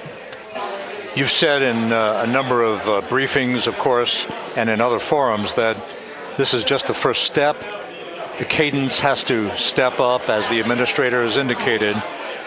Now, it's a little early for the full report card on how integrity did, but did this mission ultimately, from your eyes view, exceed expectations? It absolutely did. I mean, I was waiting to talk about this until we were in the water, and I think we still have, again, work to do to bring it in and really kind of go through it bolt by bolt and see what we learned. But I mean, so far, given what we learned during the mission and given how we performed on ascent, on entry, I always think about energy in terms of the states that you worry about the most, and every time we put these machines through these incredibly energetic states, they came through. So I'm fairly confident that we made a big step tonight to get us on the path towards the surface. I think the path to the surface is open now. We do have to do all the work, and we'll make sure we talk about that as cleanly as we can. We learned a few things during the mission, but I have to tell you, this was an incredible test of an incredible machine. From an American psyche standpoint, the Empire State Building was lit up red, white, and blue tonight. Our coverage was seen on baseball stadiums around the major leagues. How captivating was this experience for the American people, for the world, in fact, as we returned to the moon? I have not been able to watch a lot of the coverage as we've progressed through the mission. I will tell you, just from my witness in Florida before launch, and then seeing the people's faces here, and then reading where I can about how things are going. I think this has been a gift to the world from NASA. NASA has given the world a gift, proving to folks all over the place, especially young people, and that to me is what this is really about. Young people, when they see what we can do when we work together, when we have teams that collaborate, that it doesn't matter how hard the problems are, we can solve them. I'm hopeful that Artemis II, as folks witness what we were able to do with this incredible crew, this incredible team that we've birthed into the world, scientists and engineers and artists that have been inspired by this. And even if they don't come work in the program, which separately they should come work in the program, because Lord knows we need the help, but even if they don't want to come work in the program, hopefully they grow up to recognize they can do amazing things when they work together and contribute to society and be good citizens and really change the way, the challenges that are coming in the world are overcomable if we work together like this. And one final question. Flying to the moon, we did it. We've done it again this past week and a half or so. But the engineering that went behind the design of this mission and the precision, the pinpoint precision of this vehicle entering that entry corridor, it's almost mind-boggling. Yeah, it is incredible when you think about the energies involved and the uncertainties involved. That when we inserted the vehicle into orbit, it was 99.2% down the middle. When we dropped the vehicle right on top of the fleet here, our guys knew exactly where to go, but the guidance was perfect. You know, it's interesting. I've got this question a lot over the last few weeks about, you know, we did this before 53 years ago, and you know that. I mean, it is a reasonable thing to contemplate, like what's gone on since then. And what I'd tell you is, you know, when we did Apollo, which again, the more we learn about what they did, the more magical it seems what they were able to accomplish given the technology and the learnings that they had. But when we did Apollo, the architects of Apollo, you know, Gilbert, Seaman, von Braun, Mueller, what they really wanted to do, you know, as they were contemplating what it meant to expand our range of action to the lunar surface, what they wanted to do was learn how to live and work in space for a long time. They wanted to do that first before they were confident they could expand their range of action to the moon. Now, of course, the politics of the time and the mission at the time was different, and so they had to go straight to the moon and bring people home. And then after that, the program kind of lost its momentum. But you know, after that, NASA kept moving along those paths, right? So we recognized during Apollo that reusability was going to be important. We spent a lot of money on those machines, and you know, we spent a lot of money on these machines here, even though, but we recognized that reusability was important, which is why we built a winged space plane called Space Shuttle, and then we used that reusable machine to build a space station. And we learned for 25 years how to live and work in space, and have been able to develop technologies that can enable exploration. So really, what I think is now, 53 years later, we're at the point where the architects of Apollo would have been pleased that we're now ready to actually go back to the moon and go back to stay, because we've learned all the things we needed to learn. There's a lot of people pleased here tonight, and we really thank you for joining us. Amit Kshatriya, NASA's Associate Administrator, as we begin to hoist the crew onto the helicopters to head back to the recovery ship. Thank you very much, and congratulations, Amit.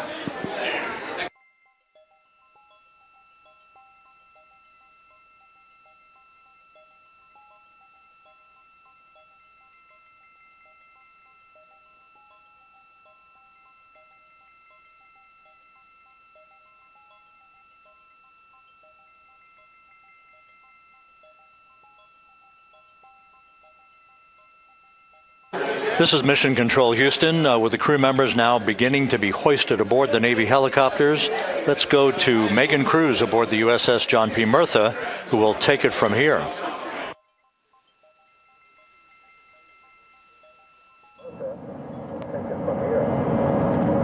Hey, Rob. Yeah, back on the bow of the ship here, we are seeing the helicopters circling Orion.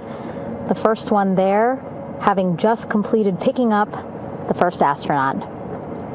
Helo 2 now, hovering just 40 feet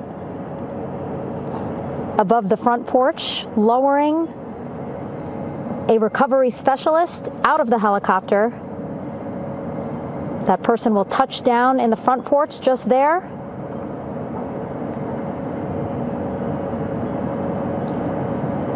The crew members already outfitted with a harness that will allow them to quickly attach to the hoisting device.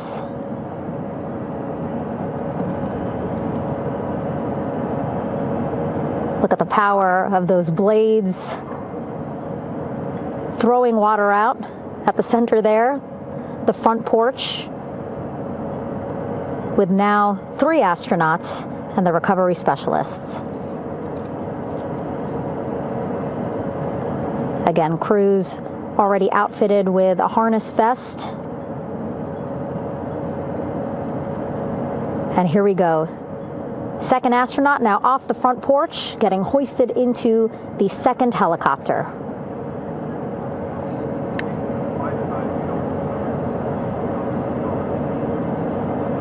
That helicopter will now hover just a distance away to give room for the first helicopter to come back and pick up the third astronaut.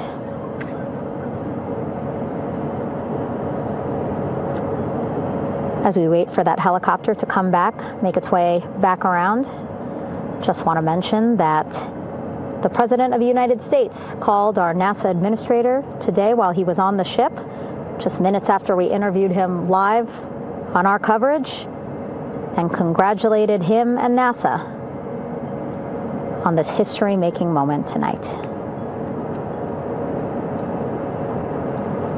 Helicopter 1 again hovering 40 feet over the front porch, We will soon see another recovery specialist getting lowered onto the front porch. Wow, imagine sitting on that front porch, the wind, the water. But again, the recovery team determined that a helicopter flight back to the ship here would be safer, faster, and more comfortable for our crew who just completed a 10-day mission around the moon.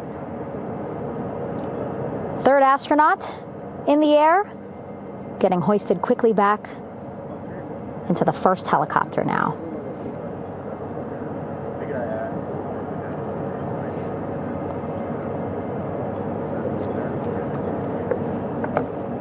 That first helicopter now on its way back to the ship here. We will soon see it land in just a few minutes. Again, all this action happening just 3,000 yards away from us, so a very quick flight back to the flight deck. And now the only person left on the front porch, Commander Reed Wiseman. That second helicopter now making its way back over to the front porch. Here it comes.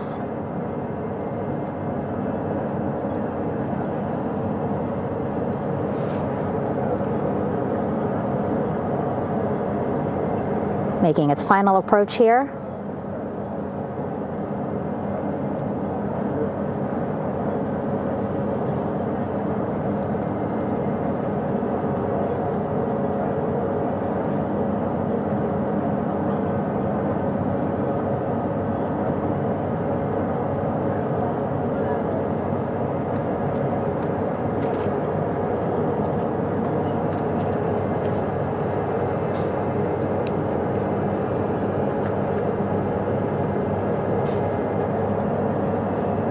The last astronaut, Commander Reed Wiseman, now off the front porch and almost into the second helicopter. Both now on their way back to the ship where we are, the USS John P. Murtha, just west of San Diego in the Pacific Ocean.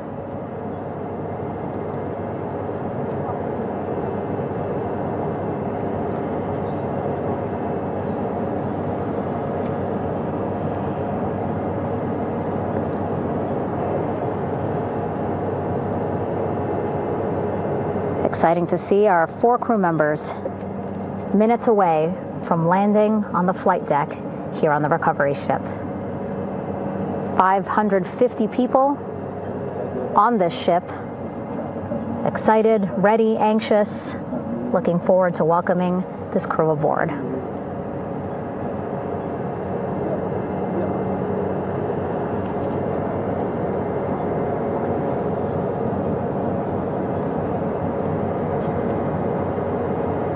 Watching them now with our own eyes. Close to the ship here.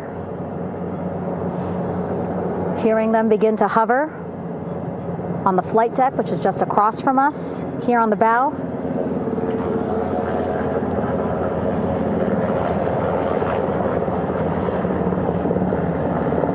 The first helicopter coming in.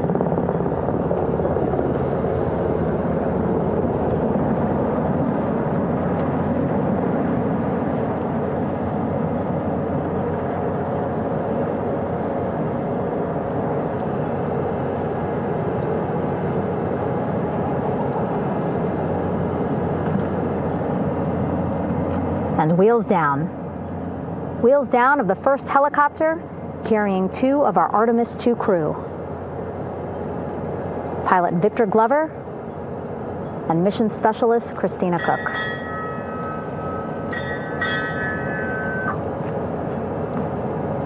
Kilo 1 on deck reported on the recovery loop.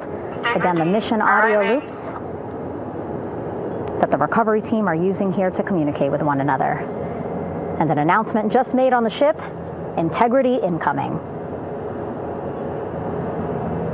2 more helicopters on their way to the flight deck, one carrying the crew, the other, one of our imagery helicopters. Again, kudos to our imagery and aerial teams for giving us these beautiful views of history in the making. Set amid a gorgeous, soon-to-be sunset here in the Pacific Ocean.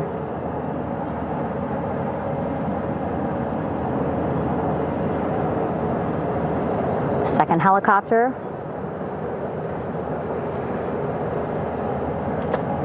making its approach of the flight deck.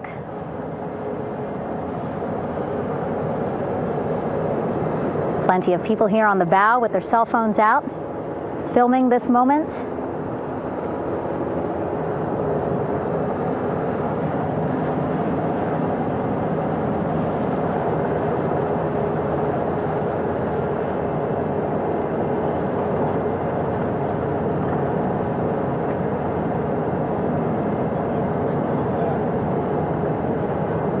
Some impressive flying here by the Navy,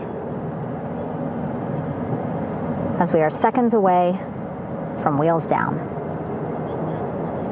And there you go. We now have all 4 Artemis II crew members on the USS John P. Murtha.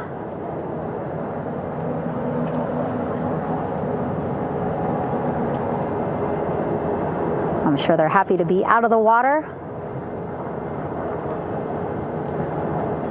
and on this recovery ship with, again, 550 people on board, ready to welcome them home. But first, as we've been saying throughout the broadcast, just making sure the crew feel good.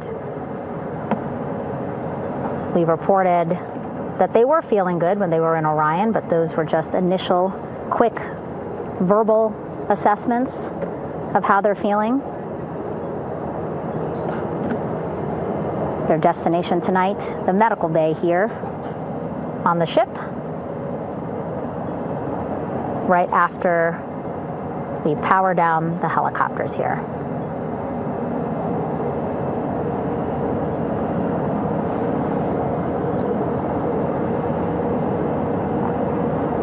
The team on the flight deck working quickly but methodically.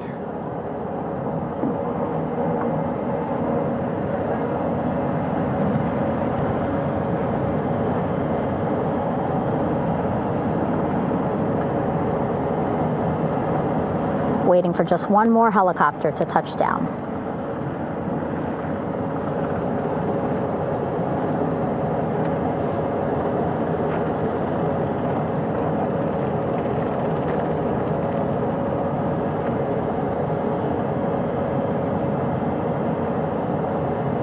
Very limited personnel here on the flight deck. Restricted maneuvering doctrine is in effect. As that third helicopter touches down.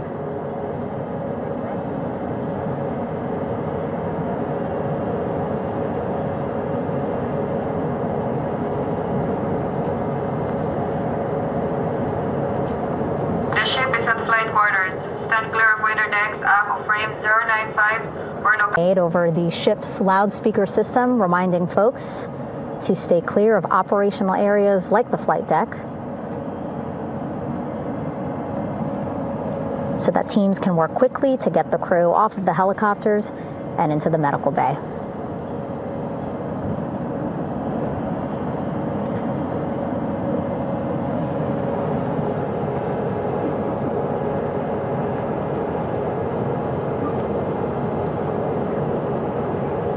Splashdown today, 5:06 p.m.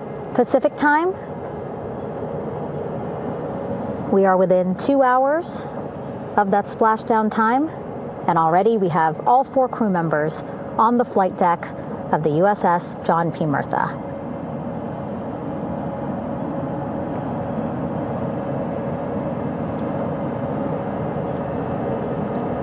Again, crew waiting before getting out for the helicopters to completely shut down.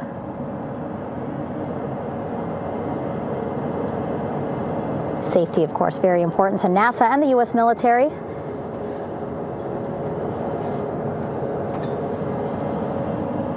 So we'll wait just a couple of minutes here before we start seeing crew members walk off the helicopters one by one.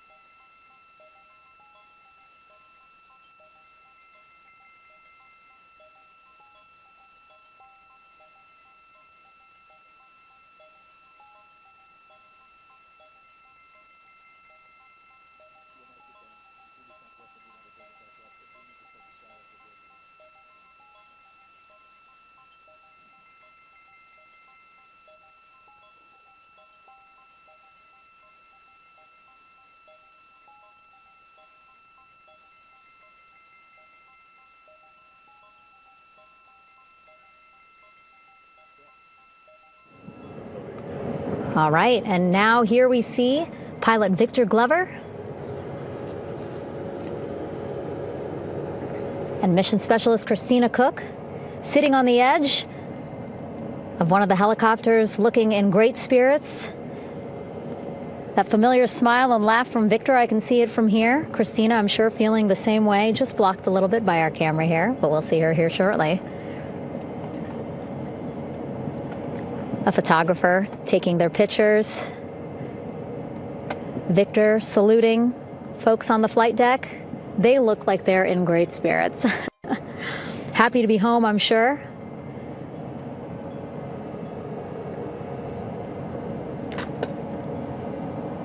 If you're sitting at home, I hope you too are wondering, what would you want to ask them if you got a chance to talk to them? Because that is what I'm thinking about. Getting the opportunity to talk to or ask questions of these 4 astronauts who just made history as the first crew to return to the moon since 1972.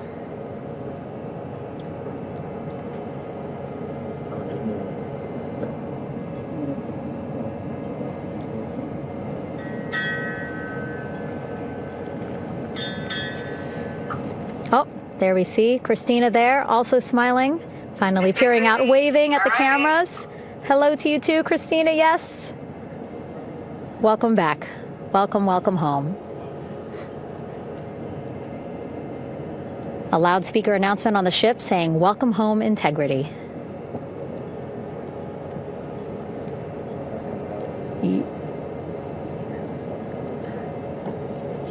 Victor in great spirits. I can't see who he's talking to, but I kind of think that he might be talking to his other 2 crew members. Shouting from across the flight deck, congratulations to one another.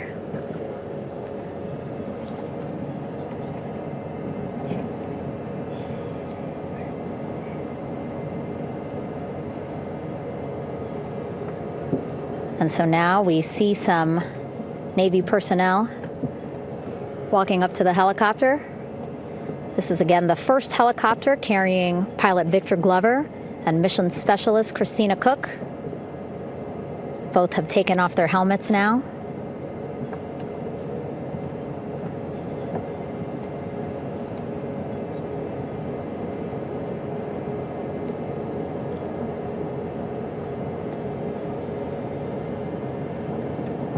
Some pictures, video to catalog this historic moment. A beautiful sunset just behind them here in the Pacific Ocean. Golden hour. These pictures will be beautiful.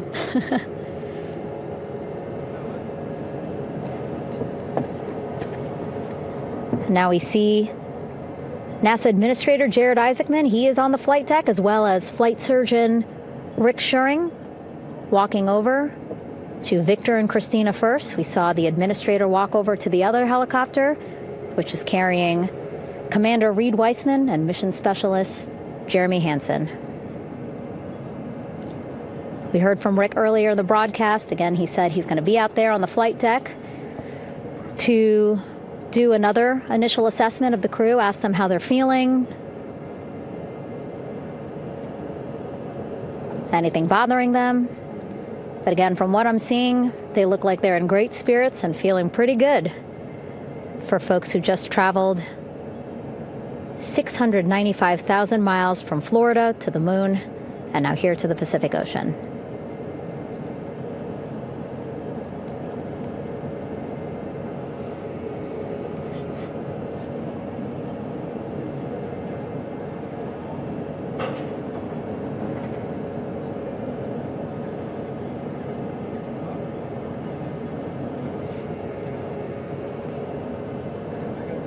We're now seeing NASA Administrator Jared Isaacman walking across the flight deck. He had been talking to Reed and Jeremy, now approaching Victor and Christina. A hug from Victor, a hug from Christina. What a moment that we're getting to experience together.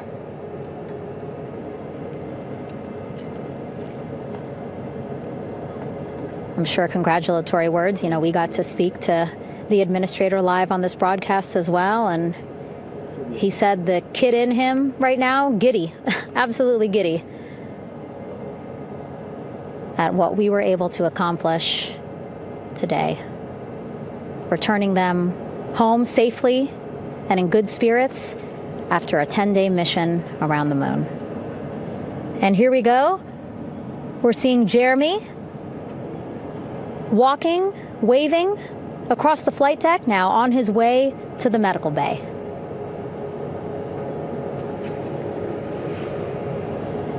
It's a short walk, less than a minute. Again, that's why the recovery team decided to use helicopters to get them on the flight deck for that short walk to medical bay. And now on the flight deck, we see the chief of the astronaut office, Scott Tingle. Rick Schuring switching places. He's going over to the other helicopter. Big hugs from Victor, Christina to Scott. Again, a gorgeous sunset setting the stage for this recovery tonight.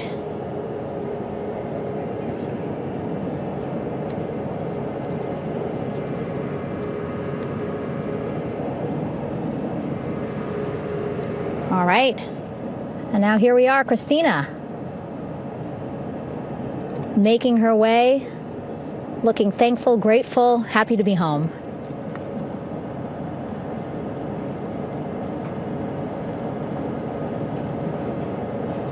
You can see she's looking up. Again, lots of people, just a few levels up off the flight deck, welcoming her home.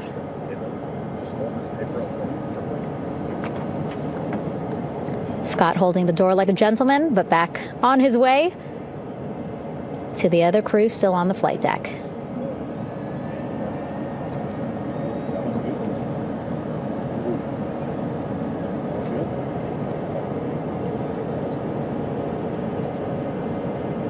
So still on the flight deck, Victor Glover and Reed Weissman.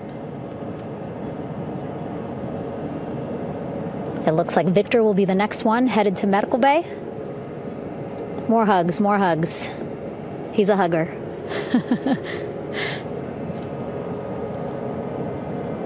Victor looking good as he walks across the flight deck. NASA administrator applauding. Victor applauding for all the folks on the ship with him who played a role in their safe return today.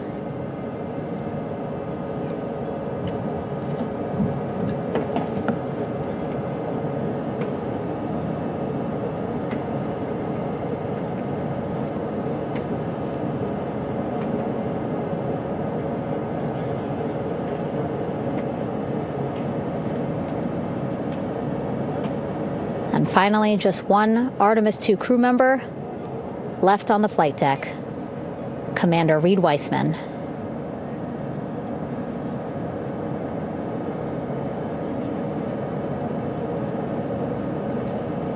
Applause from the group there on the flight deck, I'm sure, as well as on the level just above them, packed with people. Reed looking good as he takes his steps towards the medical bay.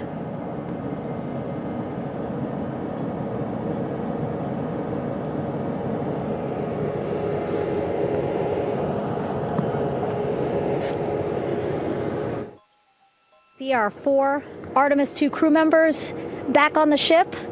Again, now they will head into medical bay, where they will be assessed by flight surgeons from both NASA as well as the Canadian Space Agency. A more in-depth assessment. When they get to medical bay, they will each have their own nurse. They will be helped out of their suits. And then again, we'll check to see that they're feeling good. Make sure it's not just adrenaline, but that they are feeling good from their long journey back from the moon. Beautiful shot of that sunset. illuminating our flight deck.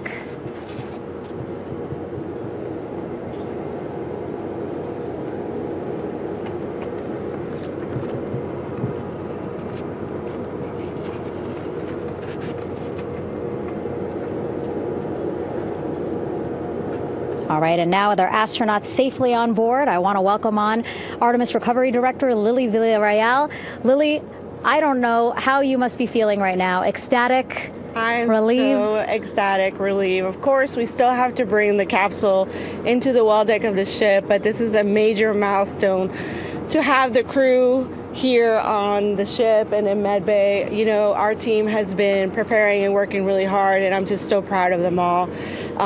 Everything went very well, just as planned. Our teammates in Houston, the flight control team was just amazing. We were able to have great conversations and communications about everything. And I don't know what else to say. I'm just so ecstatic. It's such a wonderful feeling to get to this point. Again, we still have to get the capsule, but this is huge for all of us in landing recovery. And I couldn't do this without my team, and of course the full support of the U.S. military. There's going to be lots of, high fives when we get the capsule back in, and I'm so happy that the crew's doing well, Ryan's doing well, and thank you for everybody watching. Yeah, it was great to watch the crew come back to the ship with you. How were you feeling when you were seeing them looking so happy to be home and feeling really good?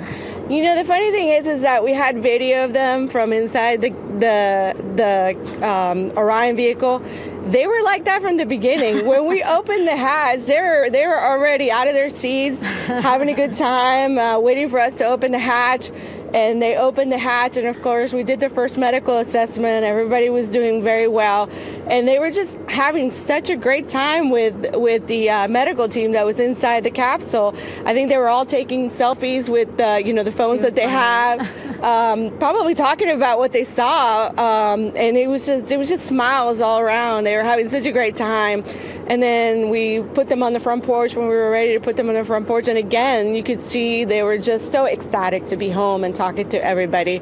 So we were very happy to see all of that in the control room of the LFOC. How remarkable is that? Again, if we think about their journey, the 695,000-mile journey around the moon and back, coming back at 30 times faster than the speed of sound. I mean, how remarkable is that they are in such good spirits? I mean, this is an amazing crew. I think you guys have seen it for the past 10 days. They're wonderful people, and we're so happy that they brought us along on that ride. And I can't wait to see all the additional videos and pictures that they have that, we'll get a hold of now that they're back on the ground. And I can't wait to hear how, a little more than what we saw on the press briefings from the crew about what they saw. It's just fantastic. Some of my favorite people around this 10 days was the science team and how excited they were. And so this is exactly how we feel in the landing recovery team when the science team went, oh my goodness, when they heard all the discussions about the moon. This is exactly how we feel now in the landing recovery team. We're so ecstatic. Yeah. Again, we have to recover the capsule. I want to make sure we don't forget about our Orion. Lily's all about business. She's thinking about what's next. But yeah, speaking of these 10 days, I mean, we have been along for the journey with them, live with them 24/7 for 10 days, and just really seeing the engagement that we've gotten from around the world. What do you hope people take away from this mission? I think that's fantastic. So, my story was that I went to the Kennedy Space Center. I was born in Colombia. I was 10 years old when we moved to the United States, but when I was 7, my family took me to the visitor center, and that's when I learned about Apollo.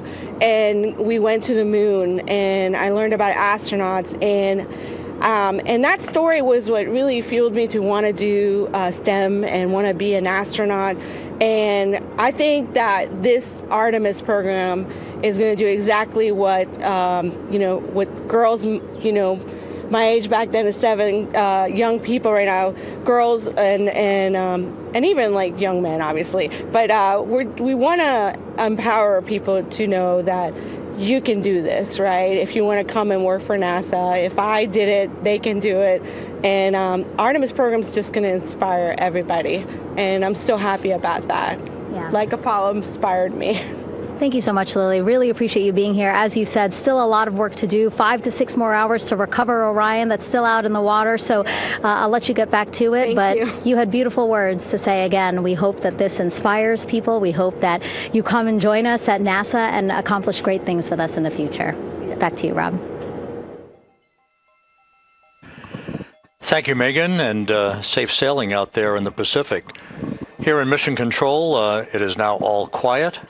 The team of flight controllers and all their support personnel have left the room to enjoy the aftermath of a textbook touchdown by Integrity that splashed down in the Pacific right on target to complete this historic flyby of the moon, the Artemis II mission. With that, we'll wrap up our coverage for the night and point you to a post-splashdown news conference in 15 minutes at 9:35 p.m. Central Time, 10:35 p.m. Eastern Time, where managers will discuss the return of the Integrity spacecraft and the completion of the Artemis II mission.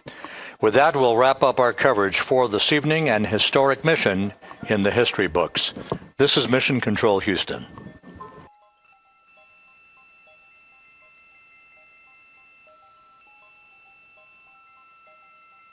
Main chute deploy. And we have 3 good main chutes. Houston Integrity, splashdown, sending post-landing command now. Splashdown confirmed. Copy splashdown, waiting on VLDR. Splashdown confirmed at 7:07 p.m. Central Time, 5:07 p.m. Pacific Time.